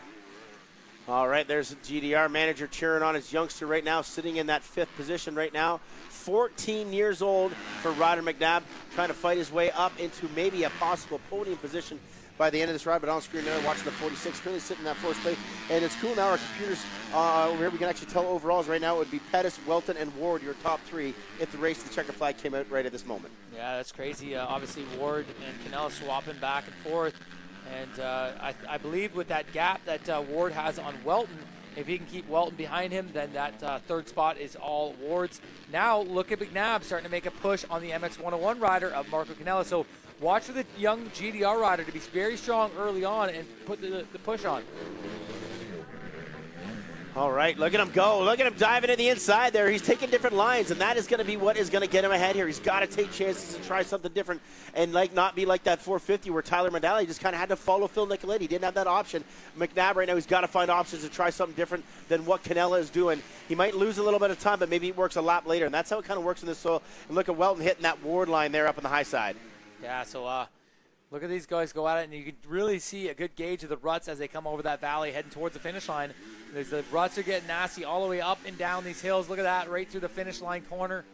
And there, another lap done for these guys. And lap times are looking a bunch stronger. They're right 2.5 minutes there, so 2:30 for the leader of Jess Pettis. So obviously, last race we seen him at the 3-minute mark. They've shaved about 30 seconds off those lap times. All right, good job out here, too, sitting in, it looks like about 8th position, maybe 7th position, is Talon Unger and Christopher Silva, 7 and 8 right now. A couple of, not newcomers to the top 10, but strong inside the top 10 right now, as we're looking at Welton and Canella on screen, and McNabb looking like, yeah, he lost a little bit of spacing right there, didn't have a great three first turns. Little rundown as we keep getting riders crossing that finish line right now, waiting for that timing and scoring to catch up one more time. And it's still Pettis, Ward, Welton, Canella, and McNabb top 5. Surratt, Unger, De Silva, and Piccolo. We're seeing Piccolo now in 9th. Jeremy Mackay in that 10th position. Yeah, so you can see on camera there, it looks like they're going over that half jib on both the corners leading by that amateur finish line that the Transcan is so famous for. And they're just cut inside these half jibs and finding that sneaky line. Obviously staying within the realms of the track, the yellow markers. But, yeah, these guys are being creative out here, trying to find some fast lines, try to catch up to Jess Pettis, who's out front and leading the way. All right, Monster Energy Pro Circuit, Kawasaki Parks, Canada Pillars, right there leading the way on the MX 101, FXR Yamaha ride Canella, and in behind him the 14-year-old Phenom on the Honda Canada GDR Fox ride, sitting in that 5th spot. And look at this, he's closed right back again on the rear wheel, Canella. And you got to think if Canella's looking backwards, he's probably not being too excited seeing that kid like that close. Not at all, the young 14-year-old rookie. Not quite rookie, he's still in his intermediate years. He's going to be racing the Transcan this week. But he's up here battling with the big dogs. And, man, like I said yesterday, it's going to be hard for those intermediates to be looking down the line and seeing that 164 line up beside him this week for the Amateur National. Look at him closing the gap here once again, and look at maybe he'll shoot down to that inside line and show him, well, no, look at this. Canella now go to that inside line and try to see if it made it work right there, because that is where McNabb kind of closed it in last lap right there. So Canella maybe realizing who's behind and playing a little bit more defense, which again could bite Canella in the butt. He needs to race forward here if he wants to stay on that podium this weekend. Yeah, I just can't believe these guys jumping into these ruts, in and out of these ruts, every valley they go into, and then right back to those inside, very nasty ruts. And Man, I'm just super stoked on how the number 164 of Ryder McNabb is, challenging track, and he's still able to hold pace. You think a more flat, easier style track would be his style, but man, he's making these ruddy Walton conditions really work for him. All right, same fellas on track again. Canella right now leading over McNabb. The boys, all of them doing the natural double there this time. Jess Pettis that lap, 2:29.464. That was the fastest lap of the race there on lap number 4 for Jess Pettis, and he just continues to stretch out the lead as now he got it up to 6.7 seconds go. Yes, huge lead, and then Tanner Ward, a nice gap over Marshall Welton. So Tanner Ward looking down the barrel of third overall if all things go well, but there's a good shot of Jess Pettis heading towards that big step down jump and looking sharp and looking to hold on to that red plate, leaving Walton Transcan week and into Walton 2 there next Sunday. Red Bull KTM Factory Thor Race and Ride. The red plate looking to make it 2 overalls in a row. The streak of moto wins now is over, but he can still keep the streak of overall wins right now to keep pace with Dylan Wright on the overalls type of thing. And looking good. Look at that clear, being able to double clean in that section. We haven't really seen anybody else be able to get it clean like that, and that is why he has got himself an 8-second lead and maybe looking to bring home another moto win and another overall for that red plate in that team. Yeah, so Jess Pettis just so effortless out there. It doesn't look like he's even trying on that KTM. Just very smooth, finding the lines. Not so much dabbing. You've seen a little bit of there, but like just holding strong on the bike, always on the pegs, looking ahead, trying to navigate around these lappers. We've seen them lap up to 5th. That last moto with lap times being at 3 minutes, they possibly could do the same thing in this moto with the conditions we have right now. I don't think they're going to get as deep this time. There's only about a 15-second gap as far as the lap goes. Where the last one, it was like somehow like 45 seconds, almost a minute for some of those riders right now. But I mean, they are definitely going extremely faster than the back marker riders right there. So we'll see how it works out for Jess Pettis. Oh, yellow flag waving. We got a rider down up there. Oh, right there. So rider down to 3:38. Picking himself back up and get himself into the race right now as Jess Pettis weaving his way into the lines. And, man, I feel like Tanner Ward is going to have a good lap here. We're going to wait till the World Lapper's kind of getting in his way a little bit right there. But Tanner Ward has kind of closed that gap in just a little bit as Jess Pettis is about to fit the finish line. And it looks like Canella is, getting in trouble with the lapper there as well. So lots of stuff happening, man. Lappers are going to play a role. Phil Nicoletti talking about him in that last race as well. It's just the way it is out here. We understand there's no disrespect to any of them out there for sure. They're racing just like everybody else, but the gap and how fast these guys can catch them, man, it is saucy for sure. And look at this, Tanner Ward, 2.5 full seconds faster than Jess Pettis that lap. Wow. That is huge, and he's down to 4-second gap, so that's going to be very motivating for number 18. Kind of finding his groove out there, and look at him jump into the picture here. He is slowly creeping up to the number 15 ride of Jess Pettis. So look for this one. Maybe he can pull a sneaky Jess Pettis attack like Pettis did on Welton in that second moto. Okay, or maybe Pettis is saving a little bit right here, and we know the track isn't quite as tough as the last one, so it's not going to come down to a bike sort of saving moment right there. But Pettis right now, if he looks in that rearview mirror, he's going to see a little bit of the number 18 Honda Canada GDR Fox racing ride of Tanner Ward. It was a 7-second gap lap before, now down to 4 as we're clicking off that day. A little squirrely there for Pettis coming to that corner. He's going to go wide, but it looks like it's tacked up a lot outside, and that line is actually not as bad as it looks in the earlier times. All right, Jess Pettis, very gingerly coming into this. Oh, riders down in front of him. That is why. Look at him all over the place right there. Got to change up the lines. Ward was able to close in a big gap on that one right there. And if he was able to double through, Pettis not so clean here. We're going to get a wide camera angle as they get into the mechanics area and the start section here to see exactly where Tanner Ward is. I feel like he's going to have another better lap. That lap or rider down there really bit Pettis in the butt right there. Look at this. Oh, sorry, I thought that was Tanner Ward there. Quinn Amiot lost his front plate. That is just in front. No, Tanner Ward, it's about the same, I'd say. Maybe he didn't gain as much as I thought. No, he must not have got a good drive through those rollers, and Pettis able to doubling through, except for that last one, the big one you want to leap over. But man, Pettis back on the throttle here and looking a little bit desperate to find a little bit more of a speed. Obviously, he knows, and the mechanics just gave him a board there down the mechanics area, that Ward is closing the gap, so he looks a little more desperate this lap and not so smooth and stylish there. Bike kind of looks like it's not pocketing in some of those ruts, skipping a little bit, maybe struggling with a bit of the setup and fight, and maybe, like you said, trying to push a little harder than he wants to right now, and the bike not settling in where he wants to make it happen right there, but still pushing the envelope and leading the way here. Another big mistake for him right there, super wide on that turn, and there's Ward right there. Ward has closed it in again just a little bit. So Pettis making a whole bunch of mistakes on this lap, and Ward is definitely got that thing down within the 4-second mark here. It was 16.1 last time. We'll wait for our scoring and timing to catch up here on that lap, and I got to feel like it's going to be under that one there. Just waiting for the refresh to happen. Lap 6, 232.7 at 232.5. So Ward just a little bit faster. The battle behind there, Walton and Canella. Canella is going to need to make that pass and just get around Walton to get that third overall. Walton just kind of being the spoiler right now. But then, again, if Ward can catch up to Pettis and make the pass on him, which is about as similar times this lap around, then Ward can take his fate in his own hands and, get on that podium like he's been desperately trying this last 2 rounds. All right, the top 5 riders have clicked their way past the finish line one more time. Pettis, Ward, Welton, Canella, and McNabb. McNabb now 15 seconds back of Canella, so McNabb maybe settling in, getting a little bit tired, but his kid is riding great right now, 14 years old, as we watch up in that red plate right now, leading the way. Again, look at now he's stretching it again. That cat and mouse yo-yo type thing is exactly what's going on with everybody here in these, on this track. Yeah, we've been seeing it all day, just a little bit of one good lap, one bad lap, and things can change up. But right now, Ward riding an awesome race there. Pettis struggling a bit coming out of the corner. And look at this battle, Galdi, on camera right now. These guys have been going at it cat and mouse, like you're saying, all mowed along. And now Marco Canella in striking distance here of the number 19 Kawasaki rider of Marshall Welton. And he's got to make that pass, like you said there, to get that overall podium. Third, as it sits right now, Ward and Canella are tied with points. So Canella makes this pass. It puts him on the podium overall. So it would be an interesting. We'd actually have to do. We'd have 4 different riders. Look at this. Here's he's got the rhythm going through. Welton kind of cleans it up towards the end. Canella going to drive to the inside, side by side. Welton shuts the door, and they both take that same inside line. But man, that was a closer there. Canella saw it. He tried to go for it. Welton plays great defense and shuts the door. Yeah, wow, that was a good charge there. And Marco just seems to not look like he went to try to grab a tear off on that downhill. He's not enough time to get his hand freed up to go there. So let's see if he grabs one here. Yep, there he goes. He's got that clean vision now. Looks like Quinn Amiot just jumping in front of him. Get out of the way. Race going on, and you're not in it. The Galdi quote of the day.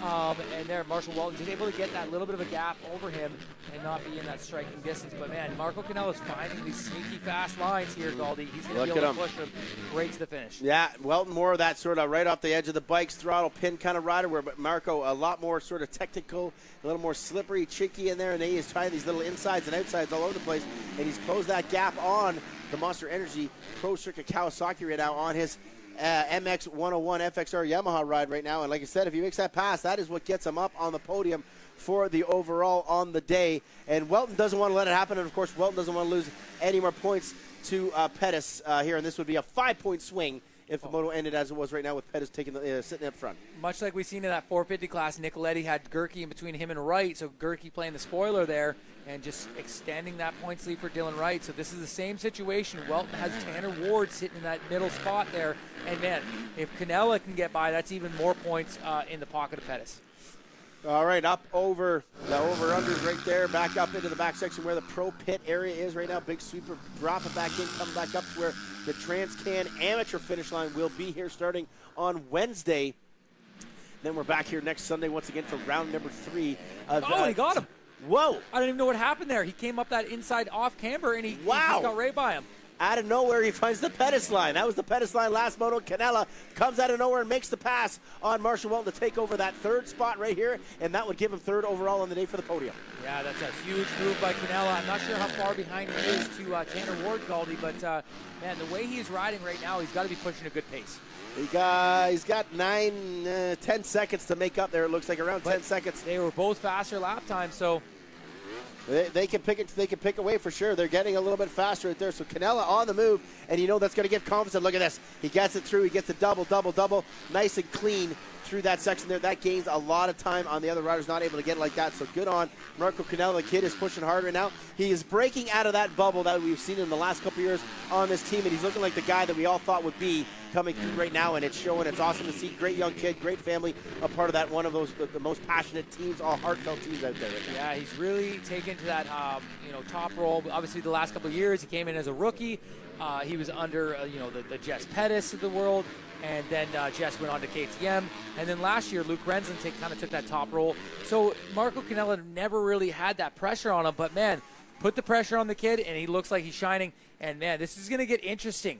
Canella is making up time on Tanner Ward. We know these guys always find each other out here, and Marco Canella is starting to find the groove, and he just got by, kind of a bit of a block there, and Marshall Welton. So watch for Canella, to start pushing the envelope a little bit and trying to run down his nemesis, Tanner Ward. Yeah, he had closed the gap big time. Not a great lap for Tanner Ward on that one right there. Canella right now slipping into the thing. We're going to let that refresh here in just another 15 seconds or so, and we will be able to tell you what the gap is between Ward and Canella now. 6-second gap between Pettis and Ward. So what Ward was clicking away there has now gone away. They clicked the 8 laps, and look at this. Canella, it was about 10 seconds last lap.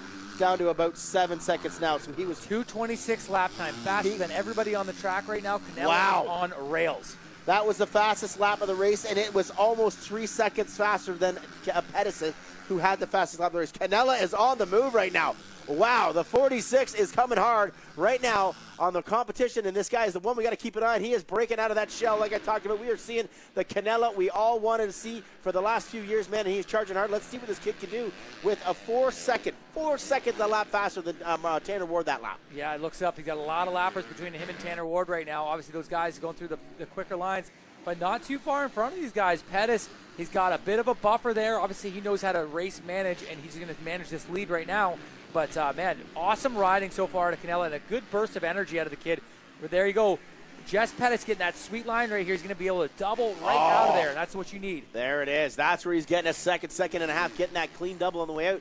Because if you don't hit that roller right, you have to jump too far and land in that soft soil, and you're not taking that risk to land on those ruts where it catches the pegs, boom, over the bars like you saw Hayden Halstead there right in your living room a few laps ago. So the Red Bull KTM Factory Floor rider right there, Jess Pettis, red plate, looking to bring home another overall. He's got a great, comfortable lead, but the battle, I think, is once we get another lap in the books here, is going to be for that second position, and I believe we are past the halfway mark. I missed the halfway mark. We are past halfway there in this race. 20 minutes in, Galdi, so we got about 4.5 minutes until we see that two-board, so a little bit of time left. I'm going to say about 4 laps, and we're going to see the checkered flag, so lots of racing left, and if Canella can keep up this pace, we're going to see what the gap is right here.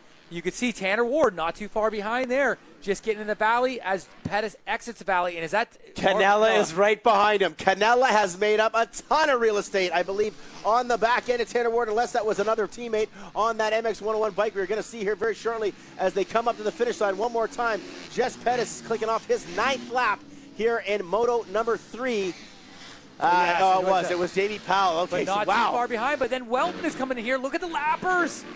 This is getting out of hand. Sorry, off camera there, guys. Jess Pettis smooth sailing out front, but off camera right in front of our booth there. Getting wild. There it is on screen. Look at the lappers here. And Welton is now starting to push. We're going to get the lap times across the board. And Welton is the fastest lap with a 2:28, 2:29 for Canella, a 2:32 and a 2:30 for those top two guys. So these guys are really pushing it on screen right now. And, man, Welton is getting hungry, and he sees that orange KTM not too far out of the picture. All right, so we can get 8 seconds. I think Pettis has got himself pretty comfy, but we can definitely see the Canella Ward Welton battle here for second in the position right now. And not to knock on Ward, but his last little bit of the motos so far this year have not been his greatest. So maybe a little bit of bike struggle, maybe a little body struggle. But Canella and Welton looks like they've joined together. And look at that. They're within 2 seconds right now, within at least 2 seconds of Tanner Ward. They're pushing hard up to that second spot. Yeah, there's got to be a lot of deja vu for both these guys, Marco Canella, Tanner Ward. Lots of motos out here together, battling it out for amateur national championships. And I feel like if you were to get the nod to somebody that got more championships against each other, I would say Canella was the stronger one coming through the ranks. So here again, sitting in that driver's seat here, looking down the barrel of that third overall. Right now he's sitting in third overall, but he can clearly grab that second place. He'd love to get a second in the moto. Right there. So once again, Canella up the inside. Look at this. Welton around the outside. He's going to get the drive. Canella's got that inside line, and Welton goes around him. Welton out of nowhere makes the pass on Canella. That is not what we were expecting going on from what we've seen out of out of Marco Canella. So Welton now finding the groove. Yeah, so now Tanner Ward has a rear view mirror full of a green and blue. He's got two guys hunting him down here, and Marshall Welton has now caught fire. He was the fastest lap time the lap ago, and let's see, it looks like he might be the fastest on track this time around. Galdi able to get through some of these ruts a lot cleaner than Marco Canella and make that pass. And Ward there just ahead, so Welton can see Ward just ahead of him there, so that would give that second over. He's already solidified second overall, no problem at all, but he now sees it, and again, just like blood on the water, like that shark, you see it, they're coming hard right now, and they're battling. Whoa, well, no, makes a big save, he's all over the bike, legs are off, wow, a big save from Marshall. Well, this kid is pushing it right now to get on to Tanner Ward. Yeah, so Jess Pettis just going by the finish line there. Tanner Ward just coming up with the step up before the finish line, so these guys are about 7-8 seconds down from that lead battle, and this one is tightening up. We're going to be close to throwing a blanket over these three very soon as Tanner Ward slows down just that ever little bit, and these guys are just reeling them in. It's Honda Canada GDR Fox versus the Monster Energy Pro Circuit Kawasaki versus the MX 101 FXR Yamaha. Three young bucks going at it here late in moto number 3, the final moto of the 250 class here at Walton Raceway Rockstar MX Triple Crown Series. 225 Talk to me, Kyle. Talk to me. 225 for Walton, the fastest lap of the day. He is all over the backside of Tanner Ward. Tanner Ward dropped his lap time there, but is still not quick enough to match the leaders here, and also Walton.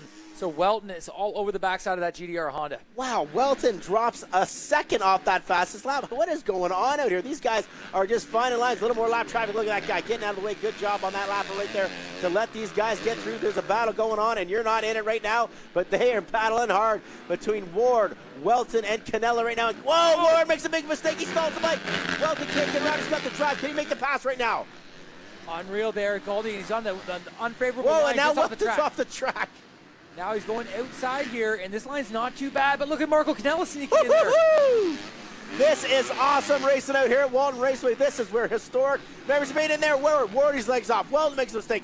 This is it. This is the section right now. How clean can they get it? Good line They by double Ward, in. Ward was able to get it. Oh, but he's not able to double out clean, but he still keeps a good little distance there, Kyle. And look at this. Walton going around the outside. We've seen that pass on Canella. Here he goes. And Walton makes it stick. The Monster Energy Pro Circuit Kawasaki clicks a gear and goes by Ward up in a second spot. Yeah, so now it's all up to this battle here. Marco Canella, Tanner Ward for that last podium position. Obviously, Canella going 3-3 in the first two motos. Tanner Ward going 4-4. Let's see if it can be a streak again. Marshall Walton, he's about 7 seconds down on Pettis, and I think we're going to have the 2-lap board this time, Galdi. We're getting to that time. It's past the 25-minute mark, so 2 laps to go, and if Walton can keep this pace strong. But look at this, Tanner Ward fighting back. He's on the backside of Marshall Walton going to that drop-off. All right, so this is the battle on screen. Pettis has got himself a comfy little thing. Look at this. Look at the three different lines coming in his turn here, Kyle. Amazing. Ward on the inside, Canella in the middle, Walton around the outside. This is awesome racing here, Galdi, and man, we're getting really treated to some 250 battles. Oh, Ward makes a big mistake, and Canella steals that in. Nice pass by Canella. Looked like Ward just slipped out of that main line. They got a lapper in between them, and there you go. Welton by the finish line. Looks like Davey Fraser a lap down now. Jess Pettis coming by the stripe at a 2:28. 2 board is out. And this battle right here for second spot is getting spicy. So these guys just a little bit slower than Pettis that lap. So Pettis with a 11-second lead, Galdi. He's pretty secure there with 2 laps to go. All right, Pettis looks like he's got that spot right here. It's the battle. Can Canella get up on the Welton? It doesn't change the outcome now. As they stand in this moto, this would be your overall. Pettis, Welton, Canella. So that doesn't change. Ward now back in that 4th position. That would give him 4-4-4 on the day. So the 4 top guys finishing in the same spots other than the Pettis and Welton mismatch in moto number 2. But out here right now, it is Welton and Canella showing that late in the moto, they still got some gas left in the tank here. It is impressive to see, Kyle. You got to love the fight out of Welton right there. And there, look at that. Canella's still on it hard right now as well. Yeah, it's just when you think Welton's out of the picture, and Marco Canella made that pass, kind of started pulling away and starting to gain on Ward. Man, Welton put the gears down. He started catching right back up to that Yamaha. Made the pass on him. Made the pass on Ward. Now look at Canella. Found the inside line. Canella getting to drive that inside line. Now he's going to go outside right here. Welton's going to push him wide. Wow, did he ever drive it deep in there, Kyle? That was impressive there. And look at this. Canella got a great drive through here, but Welton, the same rhythm there, Galdi, so no change. Welton's got a great line. That outside line right here. Canella sees it. Do you think he switches it up maybe later on? Look at, we got lap traffic coming up right now. See if that lapper gets out of the way. The battle is unbelievable on screen between Canella and Welton. Maybe that inside line after the step down is where Canella can have, but don't forget the Welton or the Pettis line that Canella had back in the orchard area there. So we're going to see this is going to be a crazy last lap between these guys. Lap traffic, move aside. We got a battle going on. Yeah, so there we go. Welton starting to pull it out a little bit there. It's definitely a yo-yo game with these ruts. These guys close it in, and man, This 250 class has been full of entertainment, and Walton is the star of the show. Both motos, he's been able to do something special. Obviously not in the lead right now, but that second place was a hard fought. And look at Canella charging hard. Wow! Look at this, and Canella, oh my God, riders all over the place out here. Two guys laying in there. Yellow flags waving. Pettis, is that Pettis right Wow, there? that is Pettis right there. Pettis is just in front of those guys. So Pettis getting caught up in that pileup. What is camera. going on out here, Kyle? This is absolute pandemonium out here. Yeah. Walton Raceway, moto number 3, lap traffic, ruts, rain, craziness, thunder. 1 lap to go, Kyle. 1 lap to go. We got about 2.5 minutes of racing here, and now the blood is in the water, and Walton is tasting it. He's going to drive hard this lap. We're going to see what lap times come by at his stripe here. Obviously, Pettis got caught up in that mayhem there right before the finish line area. Check on the lap times once they come in scoring there. Galdi, it looked like a 2:36 for Pettis, so lost a lot of time. Down to a 3-second gap. You can see it right there on the screen. There's Pettis. There's Walton. He's got it, but he's comfy. But here comes Canella. This is the section where Canella had earlier on in the race, where he was able to close right in on Walton. Let's see if he can make it happen again. Ward just falling off the backside of there, and no, Canella not close enough to strike here, and Walton is pushing hard. He can see that orange KTM not too far in front, and obviously he's pulling Canella right along with him. All right, this is it. Here it is. The section coming up is where Canella was able to kind of put that inside line. You got to think Walton is going to play defense on that line coming up here. That's early on spot. The Ward made that big mistake and allowed Walton to get in there one more time. Pettis in the lead here. Kind of riding gingerly out here right now. Look at Walton's going wide again. He's taking the chances. He's pushing the envelope here, Kyle. That's unreal. He's in the same corner at the same time. Just getting around that lapper, Christopher De Silva. That's ninth place in this race. So there you go. There's Pettis getting that different line. He's going to be able to double out of it. Walton having a little bit of an issue there coming out of that roller section. Oh, Walton was close enough on that outside line. He made it work. He might have been able to make a pass on Pettis right now, but no. Factory KTM Red Bull Thor racing rider Jess Pettis in the lead here, having a crazy lap. Walton right there. Where's Canella? Where is Canella? He's right there as well. What a last lap of the race. Lappers here. in the way. Ebro Dur just getting out of the way there, and there's another lapper. So Pettis taking that inside line, trying to get around more lappers. Let's see how Marshall can navigate around these. And man, they're just getting close up to his face here. Pettis able to jump right beside another lapper. And then 2 corners to go. Pettis is going to lock down another win. And man, it made it interesting there. He's just trying to get around Richard Taylor there in that 8th spot. Walton right there. So it looks like Pettis is able to take control of this last lap. Canella, this is his last option right here because Walton had been going wide around this turn. Look at this. He's going to try to dive right to the inside as tight as he can go to make a pass. He's got the foot pegs up right there. No, not going to happen. Our leader just ahead of these guys. Pettis coming into that final turn. Where's the 15? There he is. Jess Pettis going to grab the moto win and the overall here today. Lapper for Walton just behind these guys. Can we see what's happening? Walton, Canella over the finish line almost side by side. Wow. Walton hangs on it. What a ride. What a race, Kyle. That was truly amazing to watch. Man, that makes it so much fun for us in the booth. Oh, man, that was awesome to see. There you see Tanner Ward going by there in the 4th spot. And 5th, we didn't even get to watch back behind 5th. 5th and 6th, Ryder McNabb and Ryan Surratt. And man, oh man, Marshall Walton, thank you for making that entertainment, as well as Mark Canella and Jess Pettis, just giving us a little hope there that there was a win to be had, but Jess Pettis taking that win. We're going to send it to quick commercial, and Galdi's going to get down with these boys and that entertainment we just had. On Rev TV and, of course, Fox Sports Racing Canada. Man, what a 250 race we were just treated to right there. An unbelievable final couple laps between these guys. Absolute warriors. Going to bring in the overall finisher there with a 1-2-1 out of the 3-moto format. Jess Pettis on that factory Red Bull KTM Thor race ride. Jess, well, first, before I get the whole thing, what happened with about 2 laps to go there? You had about an 11-second lead, and then all of a sudden these guys are right behind you. Yeah, no, that was hectic. That was a good moto. I was super stoked with how I rode. The track's just really challenging. So, we don't have any of this stuff out west, so it's kind of a show up, adapt, and give it your best effort. And that's what we did. It's hard for everyone. Track turned out pretty good, though, considering how muddy it was. And just with all the ruts and stuff, it formed up to be hard for everyone, especially the guys near the back of the pack. And 2 laps to go, come over one of the jumps, and dominoes effect. Just, I think, 4 or 5 guys, just every rut. I had nowhere to go. I came to a stop. I waited. I'm like, no. And I tried wheeling out of it, and just about went down. It was squirrely, but stoked to get that win. Marshall, Marco, all the guys are on it. So keeping me on my toes. Yeah, for sure. Now, hey, we got 2 overalls in a row now. How do we keep the momentum going? We're back here in exactly 7 days, back to kind of a regular format, only 2 motos. Anything that you would change now that we're doing 3, back to a normal format? Anything different? Or you just kind of, just go ahead with what's working? I'm just going to stick to the program. It's been working, so I don't want to change too much up. This week we'll try and get a few days of ride and maybe try and find some ruts and go have some fun and come back for round 3. Why don't you race this week at the Transcan? I could, I guess. Maybe we'll give it a shot. But we'll do some thinking on that. Got to give a huge shout out to my team, the whole Factory Red Bull, KTM team, Parts Canada, Thor, Oakley, Marin Bikes, Matt, my mechanic, Mark, truck driver, JSR, Steve, everybody, man. They're working so hard. All my family back home, and I'm enjoying it. Awesome. Great job, Jess Pettis, your overall winner here in the 250. We'll get him up on the podium here in a minute. Going to bring in second spot, another heroic ride it there off the back of the bike all the time, the Monster Energy Pro Circuit Kawasaki, Marshall Walton. At one point there, it looked like things weren't going very well, and then all of a sudden you decided to, I don't know, find your inner self, your inner hero, and man, that was an awesome last 4 or 5 laps. You actually dropped the fastest lap time on like lap number 9 of that race. So just tell me about how it went out there, and because in the TV booth, man, it was super fun to watch. Yeah, I mean, I really got to give credit to the 46 he's pushing, and found some of his lines, and I followed him for a little bit and figured out where I can attack, and I just kind of, like I was a little nervous. Not nervous, but I was just tight at the beginning, and Jess rode a great race. He's on it right now. Just need to keep working and try to get my sprint speed a little better at the beginning of the race. So I'd like to give it up to the Huber's Motorsports, Monster Energy, Alpine Star, Pro Circuit Kawasaki team, Pillars, my family watching back home, my girlfriend Lydia, just everyone, Chad, Ronnie, Mr. Beans for being there, the wagon. Actually, he's not there, but. Great job with there, Walton. Second spot overall today. We'll get him up on the podium here. Awesome job with their very heroic ride. Bringing in third overall again, 2/3 in a row here. Got to get the confidence is high.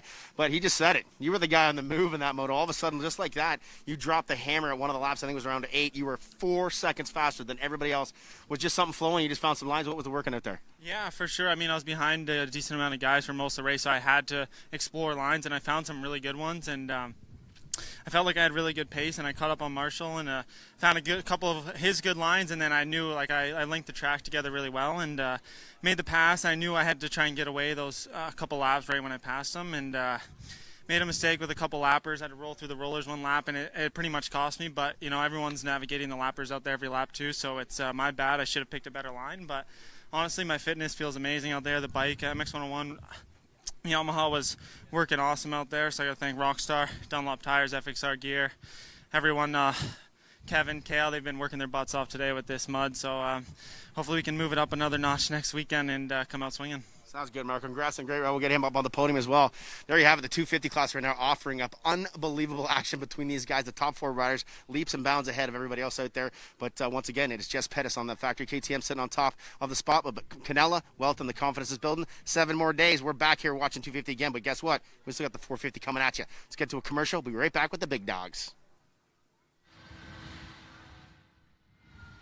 Moto here. The boys are getting ready. The shoulders are getting stiffed up there. The guys are just shaking their hands, getting a little bit focused. Everybody's able to start there because if it was Gaynor that was the problem, he would not have been able to get back on that restart like that, right? He would have had a dead engine or something like that. There's the boys clicking it into gear. We are ready to go racing again.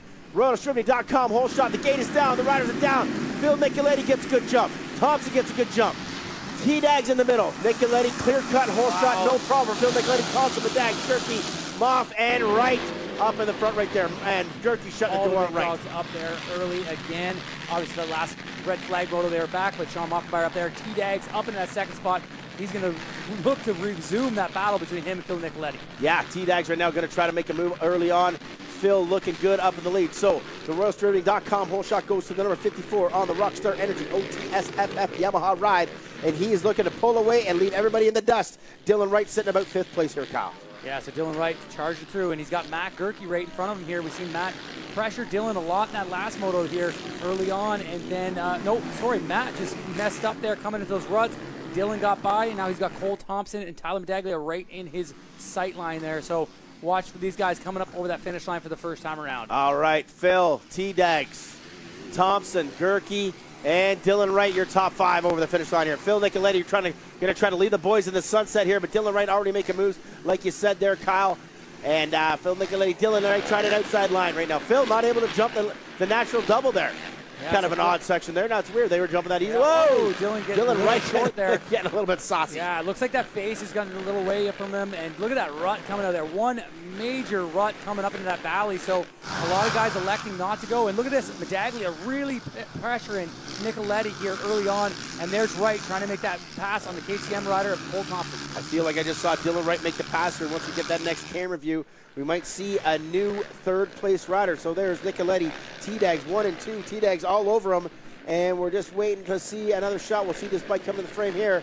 And it is Dylan Wright. Dylan Wright's already up into that third spot. And look at these guys weaving around that track right now. Looking for lines. Dylan Wright went wide right there. He's already looking for lines, trying to see what's going on. So he knows he's going to catch him. He's just looking for something to use when he gets there. Yeah, he's going to have to make some passes here coming up to get to that front spot there. But it looks like actually like the Kawasaki of Matt Gerke up into fourth there. So he's starting to battle back here. We're going to see how things go. All right, so Filthy Phil up on top right now, the 54. But here comes T-Dags on the inside. No, they're taking the Welton line. T-Dags one more time, trying this inside. T-Dags all over the map. He's trying to make that pass right now. T-Dags is so good on those first few laps. Look at him dropping the hammer on that Monster Energy Pro Circuit Kawasaki Hubert Motorsports Pillars. Hearts Canada around the outside. Does he got Phil? Wow. The number 5 makes the pass, Kyle. What a pass by Taylor. Oh, and Phil is not giving it up that easy, Galdi. And look at that. Tyler Medaglia into the lead. The first lead he's had this year, so look at him go to the number 5, rocking it out there on the Kawasaki 450. T-Dags makes the pass. Phil's got to sit back in the second spot, and Dylan right up in the third. So we've already had 4 or 5 bike changes here, or lead changes on this first lap. Position spots swapping all over the place, and the ruts ain't getting any easier, and we're just at the second lap here, or sorry, the first clear lap here of the third 450 motor right now. It is Tyler T-Dags up on front of the pack right now. Look at this, Dylan right up the inside. Look at that line right there. Wow.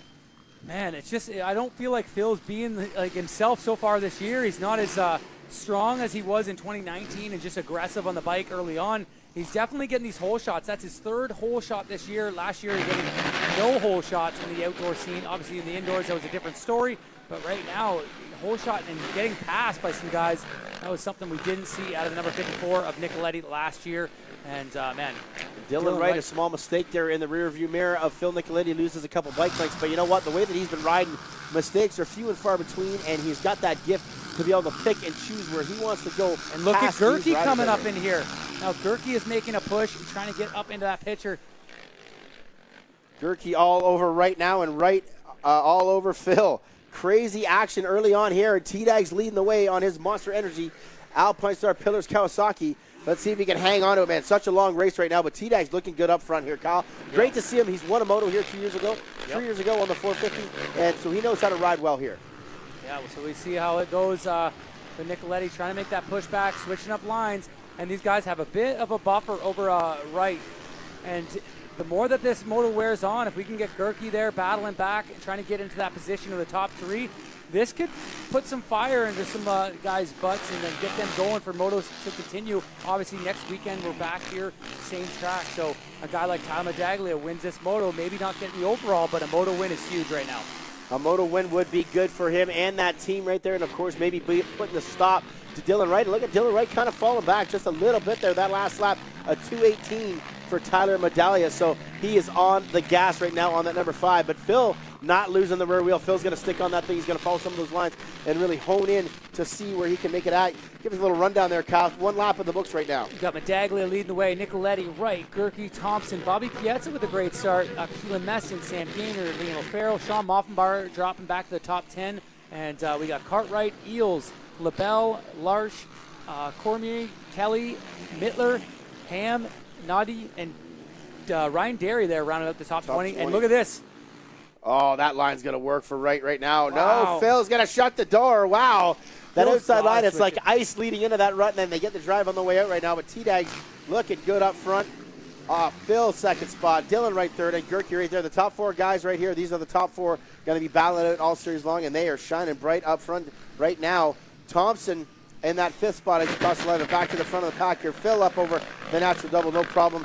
Look at that main line. They're all taking the same line here. And Dylan Wright struggling again in that turn right there, Kyle. Why do you think that bike's kicking up on him as he's leaving? Yeah, so just a bit of an issue there coming out. It's just like his rear end's not sticking down And, man, this front battle here, it looks like Gerke just lost a little bit of time that last lap, but he's still hanging in there for that 4th spot. And these guys have already gapped the rest of the field. Cole Thompson holding down that 5th with Bobby Piazza all over him. And Keelan Messin, another great start to him with a 7th spot. So look for the Carlson Racing to have another good moto. Obviously, last one, he got stuck in the mud. And Daryl Murphy trying to help him out. And now Dylan Wright trying this outside again. I don't know if it works out, but he does get over this jump nice and clean, able to drive down that straightaway there. And what you can't see on camera is a lot of big ruts. And you see Nicoletti driving around the outside of that Fox corner. So these guys moving towards the front there, but man, Tyler Medaglia, oh, here we go. I better drive by Wright. All right, has got it here down the inside. No problem there. Going to shut the door. Phil Nicoletti. Yeah, shutting the door. Nicoletti, but no. Dylan Wright up the inside one more time. Got the drive. Both of them stab the feet right there. Bit of an ugly turn, but Phil Nicoletti hangs on for the meantime right now on that Rockstar Energy OTSF Yamaha. But look at Wright up the inside. Phil swinging wide, trying the T-Dags line where T-Dags made the pass, and Dylan Wright goes inside and makes it look easy on the 54. Yeah, so Phil Nicoletti trying a lot of outside lines here in some of these sweeper corners, and it's just not seemed to work out. Dylan Wright into that 2nd spot, and now him and Tyler Medaglia grew up kind of just behind the Medaglia era. Dylan Wright looking up to him, growing up as protege. He's going to try to chase down the number 5 Kawasaki rider. Oh, it looks like a yellow flag. Hey, not sure who this is. Lap rider, so easy going over that hill. Medaglia still out front. He's doing some outside lines, but whoa, Dylan Wright making a huge save, getting it all wrong and pulling it back together. Wow, that was a scary moment there, Kyle. Leg off the bike, stabbing down right there. Anything can happen on these big 450s. So much power out there, but Dylan Wright making it work and hanging on it. Phil's got a little bit more lease on life now, back in that 2nd position. Can he stick to the rear wheel maybe and kind of move forward to Medags up there? Because he said Medags doing a great job in front of the pack. Yeah, so doing a great job out there. And Medaglia's got a 4-second lead right now, so he's looking strong early on here. Looks like Sean Moffenbauer back in the pack coming through. Look at this. Phil Nicoletti now just kind of lingering behind the number 9. Maybe he can pick up some tricks, maybe pressure him into a mistake. Look at this lapper kind of just right in the way, but Nicoletti, man, this could be good. This could be a good spot for Nicoletti and Gerke to try to learn from what the number 9 is doing so right. Yeah, the number 9 right now has been unstoppable force thus far in the 450 series, but Phil now, he is not letting them get away. This is a new Phil Nicoletti. Can he hang on to the rear wheel of Dylan Wright and maybe make something happen in this moto to get in his head? That's what they need to do. They need to get in the head right there and try to make something happen for just try to get in the way of him. Right now he's such a boss of it. Maybe it's T-Dags. Look at the lead that T-Dags got right there. At that strafe, it was a 4.2 second gap. And look at Gerke. Here comes Gerke all over the back end of Phil, Kyle. Yeah, so Gerke's trying to make that push. And the biggest push they need to do together, they need to not battle through here if they get close. They need to keep working together to try to get back to the number 9. Obviously, Dylan Wright has a huge points lead right now. These guys need to chip away at it. They need to get around him. They need to get in front of that Honda as much as possible. All right, so Nicoletti, Gerke on screen. That is 3rd and 4th going at it. A couple of American boys up here doing battle for the top spot. Dylan Wright just ahead right now. Gerke, once again, he's taking the inside. Phil going outside that line. It worked for Medags around Phil. Didn't work for Phil and Dylan Wright. So you got to wonder if Phil's kind of just searching around, not really finding anything, just out there searching. Yeah, so he's looking for lines, trying to find something to catch back up to Dylan Wright there. And Medaglia running a good, strong race here. It's another lapper down here, Galdi, and Medaglia works his way into that first valley. And Dylan Wright jumping right into the backside of these guys. Lappers down all over the place. Wow. That is a rough section right there. That is the section where Pettis ran into the lappers as well. So look at this. Lappers in the way of Phil. Lappers in the way of Wright. All kinds of stuff going on here with this lap traffic. Yeah, it's getting wild out there. It looks like another good lap by Medaglia. He might have just held that 4-second gap. Not quite sure. We'll get the timing and scoring. Might have been a little closer there, Galdi. Right, Dylan had a good, clean lap. Even getting through those lappers was no issue. But, man, Nicoletti, Wright pushing the envelope. And no, Tyler... Sorry, that scoring time is still on that 4th lap there. Yeah, no, we're just waiting for it to refresh there, taking a little bit while. Signal in this area is a very tough thing to find for some reason on all these darn dirt bike tracks. There you go, a 221.0 for T-Dags and a 221.3 Dylan Wright, so 0.2 seconds actually faster. So T-Dags still clicking the laps away right there. Actually, the fastest rider on track right there was Matt Gerke with a 220. So Matt Gerke now finding that thing sort of like what it was in the first moto right around this time. Yep. He was able to start laying down those laps. Yeah, it's finding that extra groove, and man, there, Medaglia got that full straightaway there on Dylan Wright, and then Nicoletti. Man, I'm impressed with his riding right now. He's starting to really find the groove and get to the backside of this Honda. Let's see if he can pressure him. And we've seen Dylan Wright already make a few mistakes here. And if Nicoletti can continue to apply pressure here, he can force the young rookie in the 450 class into a mistake and capitalize on some points there for the Tyler. Oh, and there it is. Whoa. One mistake. He saved it, though, and that is the Dylan Wright of the new. We're able to save that, but, man, capitalized. The number 54 took over. Wow, we talked about it last moto. We saw, oh, look at that. Phil makes a big mistake. He's got both wheels off, and it kind of jams up right as well. So both these riders right now sitting 1 and 2 in the points, looking a little bit ginger out here in the track, really unsure of how hard they can push, where they can put that bike right now. Phil Nicoletti now moving back up into that second spot. Yeah, so Phil Nicoletti into second spot. He's got a ways to go to catch Medaglia. I feel like Medaglia's got about a 5-6 second lead now with that mistake out of Wright. And now Wright kind of dealing with some rut issues. He's it looks like Nicoletti able to slip out of his fingertips here. And he's got to be careful. Wright's got Gerke not too far behind. And, man, looking strong here. The number 5, Tyler Medaglia, getting through that valley there. You see the head ref right there. One of the head refs there, Daryl Murphy, making sure that blue flag is for the riders. We lost a little bit of Gerke there, too. So Gerke not having a great lap right here. He was right on the rear wheel of these guys. Now he's about, 6 to 7 bike lengths behind. And as when well, you Phil see, taking that outside line right there. That's a pretty wild line. Dylan Wright having these mistakes, we haven't seen out of 5 motos straight wins, and he's finally showing a little kink in his armor. And man, Nicoletti capitalized on that, and he's starting to pull away a little bit. I don't know if Nicoletti's got the speed to match Medaglia, and Gerke just falling a bit behind. We'll wait for those scoring the timing, and it's 2:19 out of Medaglia, so he clipped off another second on his lap time. He still holds down the fastest lap, Galdi, with the 2:18, and he's got a 5.5 second lead now. So look for that to just strengthen up here as we go along. We know Medaglia is strong here. He's good at this Walton facility. He's won in the past. His championships have come at this racetrack, so lots of good things out of number 5. We talked about it before. One of those great moments, his 2011 championship was when his oldest son, Talon, was born. He wins the champion that day and has his first baby boy as well. So a very cool, historic story behind the Tyler Medaglia family. And look at this. Whoa, Dylan Wright off the track again. Whoa, and Phil Nicoletti goes down. Nicoletti hits the dirt. Tosses that away right there. So Phil Nicoletti tosses away that podium position as that right now. And look at, he is not getting up very fast right now.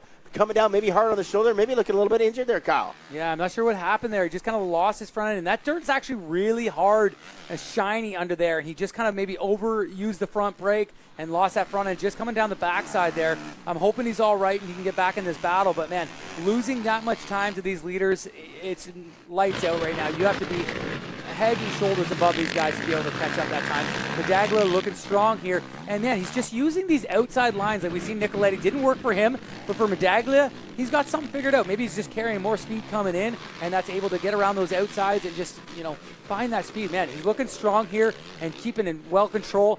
The only issue I can see is maybe some lappers getting in the way and slowing him up, but, man, he's looking strong. Well, we saw what happened to Pettis there. He had a 13-second lead, and then all of a sudden, boom, the guys are right in the rearview mirror. It actually happened right here in that 250 moto, so anything can happen. Again, that gap between the first guy to the last guy, and now we've got gaps between first and second and third, and there's third spot coming into your frame right now. Matt Gerke, Monster Energy, Pro Circuit, Kawasaki, Hubert Motorsports, Parts Canada, and Pillars backing him up.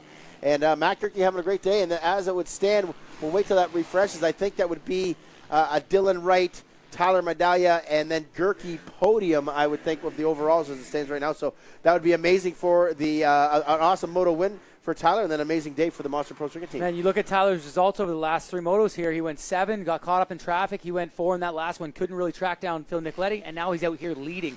The guy just improves every moto. We knew this coming in, that the things that would help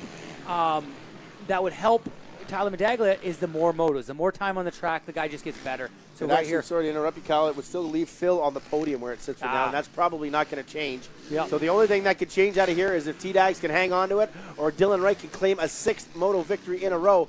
There's a good shot of Sean Moffenbar, Phil Nicoletti's teammate over there, the Rockstar Energy OTSFF ride, and looking good on the Moffat. He is currently sitting in that 6th position, and he's come back, right? Remember, he was like 10th on lap 2 there, so, but he was 2nd on the red flag start, so Moff probably not a happy camper. Piazza there, going to that rut there, going back to the wheel there. And there's Thompson, still struggling. Talked to him before this moto, after yesterday's moto, and he's still dealing with that illness as well as his shoulder. So, man, just not able to run with the top guys where I'm sure he'd love to be, up battling Wright and the Nicolettis and the Medaglias. But hey, still out here trucking top 5. Him and Moffenbauer are going to get together here shortly and have a battle for the rest of this moto. He must have had a bad lap there, Piazza, because he was all the back end of your brother, Cole Thompson, in the fifth spot. So a little bit of a bad lap for Piazza, but still a great ride for that privateer coming up here and doing a good job. But up to the front of the pack one more time. T-Dags looking like the T-Dags in 2018 when he won the overall at Go for Dunes, and then the very last moto of the year on that 450. It's that last year there we look at things, man, should he have gone to that 250 class? Should he have stayed up there? Could he have taken the battle down with Nicoletti and Fasciotti last year? Whatever, that's all history. Now he's leading the motor right here. You know he's ecstatic and he wants to bring it home, and he can do it. He's looking good right now. T-Dags is clicking off laps and he's finding ways to make it work out here. Yeah, he's got a groove on this track, and that's the biggest thing, is finding that groove where you're not making those mistakes in these deep ruts, these ruts that are going through the valley. You see him like setting up for that. He's obviously stuff that you can't see on camera here that is really affecting these guys. You've seen Dylan Wright have some issues when Nicoletti was pressuring him, and now Nicoletti had an issue when Wright was pressuring him. Looks like that lead is getting a little bit shorter here as Dylan Wright goes by the stripe just behind Tyler Medaglia. We'll get that scoring and timing for you guys real quick, but Tyler Medaglia holding down that top spot, looking strong.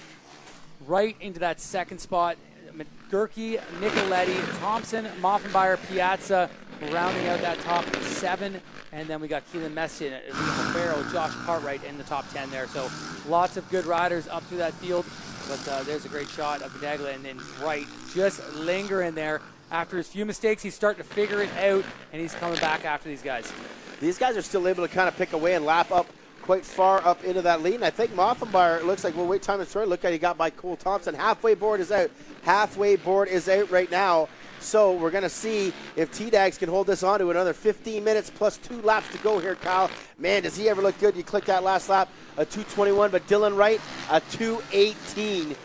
Nearly 3 seconds faster. Dylan Wright is a-coming again. Yeah, he is coming fast. You see that red blur in the background there, and Medaglia, you know he's seeing that. He pulled it out to a nice 6-second lead there, but now Dylan Wright's coming back, and he's going to be firing on all cylinders here. Got those mistakes out of the way, Galdi, and he's just looking forward and trying to catch up to the number 5 of Tyler Medaglia. All right, Monster Energy Pro Circuit Kawasaki, Tyler Medaglia right now leading the way out here. The first time he's had the lead at a national, the first time he's trying to bring home a moto win here in the 2020 season. And man, it would be great for him, great for the team. And again, it would put a stop to the Dylan Wright dominance. But as we just saw when we were talking about those lap times, Dylan Wright looks like he's kind of clicking in and finding his way. And to be honest, or to be truthful, Dylan Wright has never not led this late into a moto yet so far out of the first 5. So we're making history. We're making history so far in 2020 right here. One lap at a time, one halfway board at a time. But there, Tyler Medaglia jumping back down that valley. And, yeah, it is a challenging track out here right now, and that's just right into the favor of Tyler Medaglia. Obviously, after this moto, we got the WMX Racing Nationals, and as well as the Premix, the 2-stroke class. They're going to come up. So, man, great weather for these guys to get out here. And, you know, watching these guys all morning long, all afternoon, they're going to have a great track to ride. All right. Oh, look at that. Dylan Wright again, waiting for that time, and it's going to catch up one more time. I feel like he has definitely clicked down some more. T-Dag's now going to get into some lap riders again into that main line right now. The 302 out there doing a good job. Pull aside. Good job, fella out there. The big guys are coming out there, and we got to move aside. And look at this battle here. No, Moffenbauer now is out there. So the time is scoring again, and Dylan Wright was a second fast. He's got it down to 3.5, Kyle.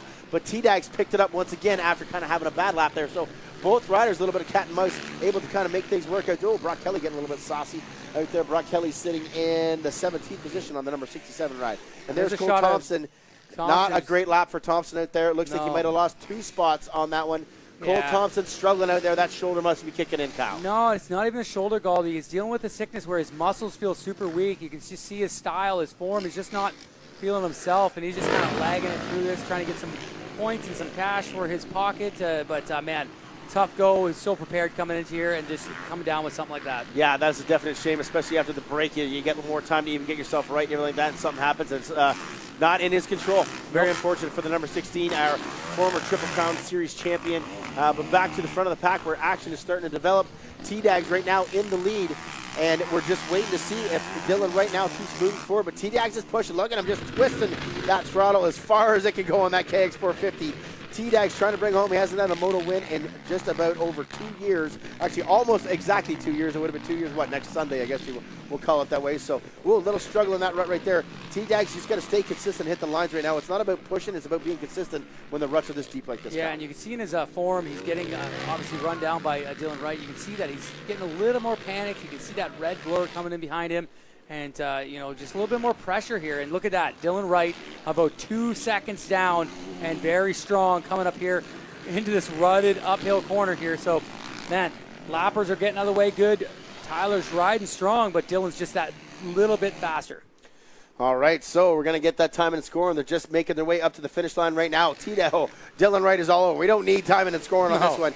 He has gained at least 2 seconds on that lap. He is right there, and T-Dags knows it for sure. As a pro racer in this 450 class, you can hear when the faster rider is getting on you right now. You can hear that bike revving in the air. All this right here, kind of an all one-line section, the way that the track is developing with the way the soil is. We're going to see if T-Dags losing her head. So did Dylan Wright, right down to the concrete, if you will, here. Very slippery through that section. You can see that hard pack coming out that corner there. Dylan Wright very strong through his stance, very late into that corner, and then getting on the gas over that hump on the inside. Oh, some lappers in the way. Oh, you can almost feel the pressure of Dylan Wright coming down on the number 5. Whoa, there's a mistake by T-Dags right there. Mistake by T-Dags opens the door, and Dylan Wright snaps through, no problem. Number 9 to the lead. The same old song and dance right now. Number 9 making things happen when others cannot. T-Dags makes a big mistake, and there it is. Number 9, red plate going again. Can T-Dags return the favor, though, Kyle? Can he fight back? I'm not sure. It's just he got caught by storm there, and Dylan Wright was just so much faster. And just when we thought we had a good race there, Nicoletti goes down, and then Dylan Wright catches fire here, and he catches it right up to Tyler Medaglia, makes that pass off a mistake Medaglia made. And same old song and dance here. And it looks like he's going to try to go on for that 6th moto win, 6th moto streak here to start out the 2020 season here at Walton. Round number 1, round 2. Sorry, Dylan Wright there is unstoppable right now. Look at this, already pulling out a second and a half gap, maybe over Tyler Medaglia. Tyler Medaglia is going to definitely push as hard as he can to try to make something happen here in this moto. But as we've seen so far, Dylan Wright has been an unstoppable force in the 450 class this year. A rookie. Many comparisons, like we keep talking about, to the number 9, Dusty Klatt, back in 2006, taking down 5-time Canadian champion JSR. Right when the 450, right when the 4-stroke era was kind of getting under JSR's grasp, Dusty Klatt was that guy then. Right now it's Dylan Wright here, taking it to the old boys here in this class. Dylan Wright, 22 years old. Tyler Medaglia, Phil Nicoletti, and Matt Gerke, all over 30. Yeah, so the old boys getting lesson here by the young buck. And there's a shot of Phil Nicoletti here, battling back, trying to get back on that podium position. I don't think it's going to change the overall as much. It might just give Gerke that nod to that 2nd spot, but Nicoletti will land himself 3rd overall. But losing valuable points, put himself in a great position there to gain points on Dylan Wright. But he's made that massive error all over that half single there. And, man, he is not too far behind Gerke. He is closing the gap on Matt Gerke here. So in the closing stages of this moto, we got about 9 minutes left before we see that 2-board, and man, these guys are battling it out here. And that would be for the 2nd spot there. They're actually tied on points as it stands right now as they cross the stripe right there. A 2:14 for Dylan Wright. He is 4.5 seconds faster than any other lap in this moto. Dylan Wright is absolutely unbelievable right now. He has found another gear gone. He is gone. Wow. How do you even do that this time of the moto? Dylan Wright has dropped every hammer, everything, and absolutely put on the rocket boost on his Honda, man, and pulling away. And the battle on track right now is what we're doing on the screen. Phil Nicoletti's closing in on Gerke. That would make the battle for 2nd overall on the day as well. Whoever gets this spot on the podium gets that 2nd overall. But I'll tell you what, the way that Dylan Wright is put into this track, that is truly amazing. You haven't seen things like that. The last guy we saw stuff to like that, Colton Fasciotti. Yeah, he's laying some laps down here. But look at this battle with the two American riders, Matt Gerke, Phil Nicoletti, tightening up this battle for 3rd place and 2nd overall on the weekend there. You see the team Rockstar people out there cheering on Nicoletti from the fence line, trying to get him boosted. He is riding exceptional right now. You can see his lap time there at 2:18, so very strong lap time out of Nicoletti here. in the closing stages.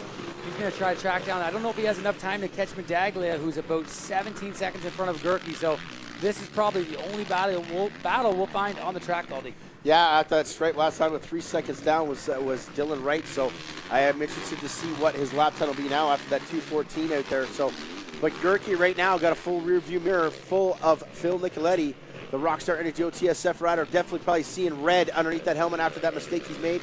An uncharacteristic mistake from Phil Nicoletti. Right there, we just seen Dylan right now. He crosses the stripe. We'll wait till that thing refreshes one more time to see what that lap time is about right there. Tyler Medaglia actually not that far behind, so I feel like Tyler Medaglia had a definite better lap out there. But the battle right here is this. You got to think Phil is angry. He's fired up. He wants that thing to catch Gerke, though. That's a lot to ask in this mode. You know Gerke is strong, and he's fighting and ready to go. Yeah, they're coming into some heavy lappers right here. This might hurt Gerke. Nicoletti just coming in behind there. A 2:18.4 for right there. Yeah, so Gerke just getting hung up a little bit. And, man. Lap traffic, good job pulling out of the way right there. Both guys up over the natural double into that deep rut. That main rut really is the only choice. Look at how slippery it is on the way out of that, man. They're getting right down to the concrete soil underneath the absolute rain and mess we got dropped on us here at about 4 o'clock in the morning before this day was run. And good shot of Phil right there chasing him down. He's got lots of time. He's got the time. It looks like he's closed up. It looks like he's faster. He's showing times on the lap that he's fast right now. He's just got to make the move. Where does he pull the trigger on the track out here, Kyle? Yeah, man, you just got to find a couple quick lines, quick insides, maybe around the outside. We've seen Matt's teammate working those lines early, the Medaglia lines around the outside. But right here is where Phil had that incident earlier. A lot more caution coming in there, taking his time with the braking. But, man, yeah, it's very crucial for him to make this pass, just to kind of close that gap on Dylan Wright. A little less points going into Dylan's pocket. And, yeah, he's making a charge here late in this moto. All right, Matt Gerke into the rollers. Monster Energy Pro Circuit, Hubert Motorsports, Parts Canada, Pillars Kawasaki. Then it's going to be the Rockstar Energy OTSF Yamaha right there. And Phil is right on the rear wheel right now. Where can he make that thing happen is the question, though. The lines seem like there's only a few options out here on this big 450 machine for him to make something happen out there. Overalls, as it stands right now, Dylan Wright, Matt Gerke, Nicoletti, Medags, and Thompson would be your top 5 overall for the day. But if Nicoletti was able to make this pass, that would give him second overall. That's a little bit more bonus cash in the pocket right there. And he's fighting, he's pushing. He's got that 450 Yamaha pushed to the limits. The blue crew is coming after the team green right now. And this is a great battle between two of these guys. And they have been battling for each other for years and years and years. And it's awesome to see them doing it again up here in Canada. Phil Nicoletti getting a little more on the drive. Whoa. Lap traffic right there. Doing a good job. Phil kind of sliding in and out all over the place. Look at this. Both to the inside line here for both these riders right now. And look at that line, nice and smooth coming out of it. Phil going to go wide, maybe? No, yes, he is. He's going to go out to that slippery line. I feel like that's not the line of choice in that section right there, Kyle. I don't think he makes it work. He doesn't really lose that much time. It's the exit that helps, I believe. Yeah, so the exit of that corner. Oh, look at that. That rut is getting nasty coming out of there right before the finish line area. So Nicoletti still right in there. These guys are matching blow for blow here. And it's all who gets around the lappers or who picks that line a little bit better that's going to make the difference, and Nicoletti has got to make the pass and just make it a little closer here in the points. Obviously, Gerke losing a bunch of points in the early rounds, and yeah, it's just definitely a points battle in that second spot. All right, so the only battle on track as Dylan Wright went by again at 2:20.2, T-Dag's at 2:20.7, so T-Dag's kind of keeping it tight, a 5.9 second gap in there, but then Nicoletti once again at 2:20.7 and a 2:21 for Gerke, so Nicoletti definitely the faster rider right now. Again, it's just that question. There he is around the outside. Phil Nicoletti going to get the drive. Can he make it work up here? Not a lot of choice coming into this next part of the track. Lapper right now coming in. Phil Nicoletti going to try anything different. There's not a lot of options in this section of the track for these guys. Phil getting the drive, hitting the ruts, jumping over that thing. Maybe he's going to try the outside line here and slingshot by. Yeah, so look at this. Right to the outside. Phil's been working this line all moto long, but that inside has gotten a lot quicker as we've moved along. It's tacked up a bit, maybe opened up the rut a bit more. It's not so a rail car. But look at this. Nicoletti up the inside. Nicoletti trying to get that drive, but Gerke gets the better rhythm, able to jump out, and that's the difference right there if you're able to get that double at the other. But look at this. Nicoletti closing in one more time again. That rut there, Nicoletti just Mickey Mousing back in fourth right here. And our cat and mouse game. Gerke pulls away. Nicoletti closes in. Again, he's just trying to find that pass. I think it's that line going into the rollers there. That's going to make it work. He's going to have to try to make a pass and push Gerke wide if he's going to make something work here. Get towards the end of that moto now for sure. looking up at the finish line there. We've probably got, 3 laps to go maybe when we see Dylan Wright hit this finish line one more time. So Nicoletti and Gerke. Two board is out there. Two board is out for Dylan. So okay, there you go. 2 laps to go here, and Medaglia is still sitting in just behind there, but this battle on screen. Look at Nicoletti pushing the limits of that 450, jamming it in and out of the ruts. I love the way these guys ride. They both ride the limits and the edges of the track. Man, they're looking good out there.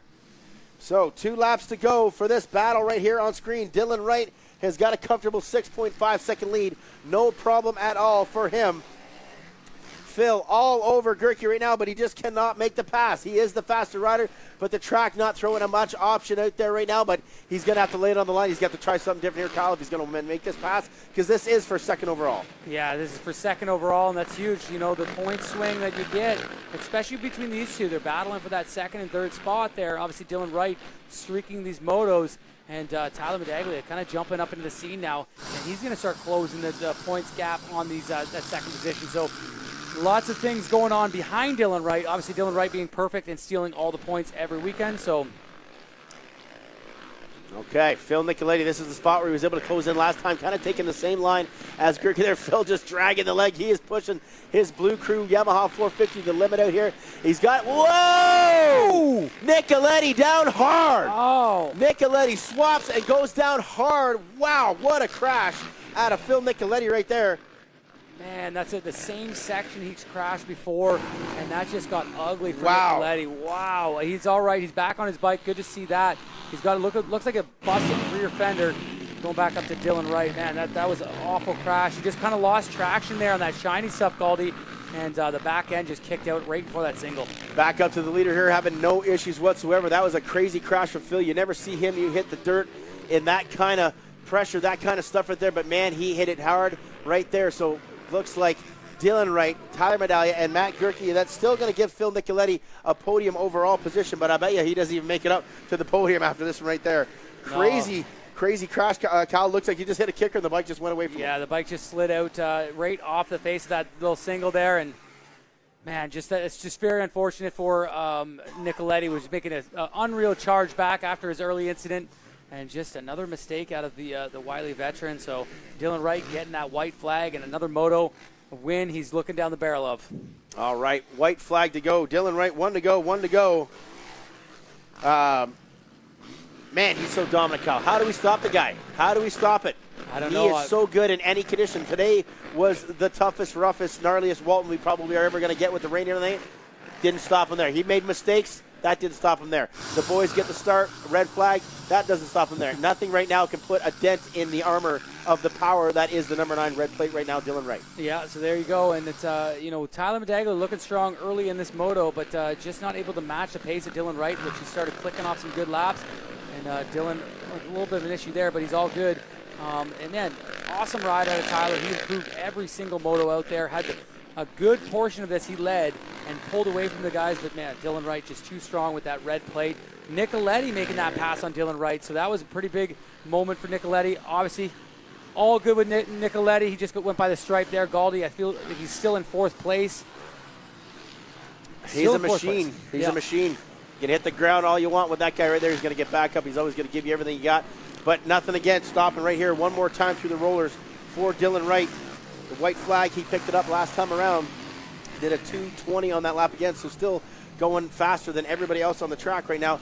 Coming up the lap, the 16 ride, and that is for 10 position. So your brother Cole really struggling right there. That is definitely affecting that ride. That is not what we see out of Cole. No, exactly. Being a lap down, it's not where he wants to be, but it is what it is, and you got to get cured and you got to get fixed and be 100% to battle with these top guys. You can't be coming in under the weather, and man, good for him for soldiering on, but definitely needs to get healthy. And Dylan Wright, looking over the crowd, a little point to the few people we have here, the few crew members that are from other teams or 250 riders or WMX, giving a little point for them, and another great moto for Dylan Wright. All right, a few turns to go here. The number 9 will make it 6 for 6 here to start the 2020. Whoa, that was Sam Gaynor, I believe, down there. That was the number 28, I think, laying in that section. So Sam Gaynor was sitting in that just ahead of Thompson. So the 9th spot, so Thompson's going to get one. But here we go. 6 for 6. Honda Canada GDR Fox. Oakley backed. Number 9 making it happen again. Dylan Wright. going to grab that moto win here to close out another amazing historic event here at Walton Raceway. Kyle, there's nothing more you can say about the kid. He is doing unbelievable. We're going to jump to commercial. We're going to come back with those podium interviews. Finally wrapped it up here. Moto 3 in the 450 class. Another barn burner. The action was packed, but once again, it was the number 9 Honda Canada GDR Fox Racing rider of Dylan Wright. 6 for 6 to start out the 2020 season. If it wasn't crazy enough with COVID, it's a crazy start for you, but nothing but dominance all along. A couple of moments in that race that were a little bit scary, but as soon as he got in the lead, he dropped the lap time 5 seconds faster than anybody else in the race. It just kind of took a little bit longer to get there this time. Yeah, just having that crazy start that we had in the first gate drop. I don't know if I was flustered or not, but I kind of maybe rode a little bit pissed off, and that generally doesn't work for me. So I made a couple big mistakes there. I was like, all right, I just need to smoothen out, ride like I have been riding, and kind of go back to the basics a little bit. And then, yeah, like you say, I got in the lead. I was able to put a sprint lap there without too many lappers because they were a little all over the place. So I got a little lucky with that lap. Was able to squeeze it in and kind of hold on for the win here. These guys are riding insanely good. Track's tough. It was like probably the most grueling day. I mean, Gopher Dunes was hot, but here was like it's way more technical and you're always on your toes. So I'm just happy to come out healthy with the win here and keep plugging along the week. I'm going to be here all week for the amateur stuff, so I'll be cheering on some of the kids and maybe doing some awards and stuff. So pretty happy with that, and it's going to be a fun week. So good luck to everybody this week, and hats off to my competition. Couldn't do without my whole amazing team: Honda Canada, GDR, Fox Racing, Proven Moto, Dunlop Tires, SSS Suspension, team manager Derek Schuster, a mechanic Justin Petcure, Colt for always helping me out when I do ride a little sporadic like I did, and my fiance, my family, just all my fans, everybody, thank you so much.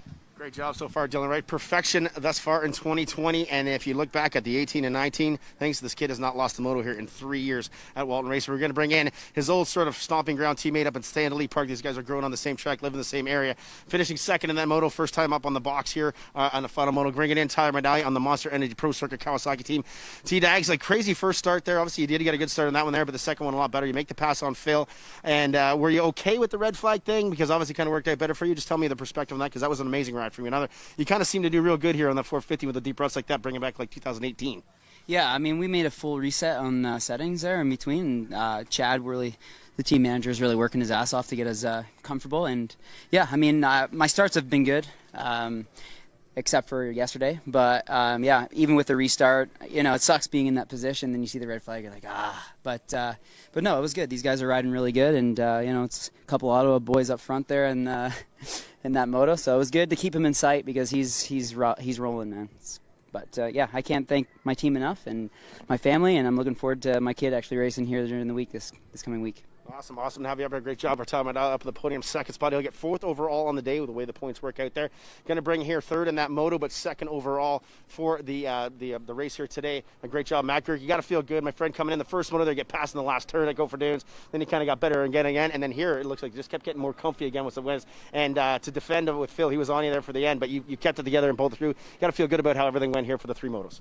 Yeah, I was much better than the first race and yesterday, so yeah, I'm moving in the right direction. We made some changes to the bike, like I said yesterday, and I'm pumped. I feel a lot more like myself today, and thanks to the whole team, Monster Energy, Pro Circuit, Huber Motorsports, Kawasaki, all of them. Thanks a lot. You've been in a position like Dylan Wright where the dominating motos back in those championship runs like you had. How do you find a way now? You're being the guy chasing like that. Those guys used to have to do it to you. How do you find that now to clip this guy? Because 6 for 6, we got to find a way to get in. How does a guy like you do that? I gotta get back to my 100% best self, like you said, back in like 2012. I'm working on it, but yeah, Dylan's flying. I knew he was gonna be good, and now he's here, top of his game, 100%. And he's, I mean, super talented, a great rider. He's gonna be tough to beat, but we'll keep working to try to get back to that level that he's at, and hopefully run with him. Sounds good, Matt. Great job out there. Going to take second overall today. There you have it, everybody. A great ride out the 450. The 250 action was unbelievable. The 450, the same story and dance. Dylan Wright is unstoppable right now. How can they beat him? 7 days from now, they get another chance here on the same track, the same historic moments, and a lot of memories are going to be made.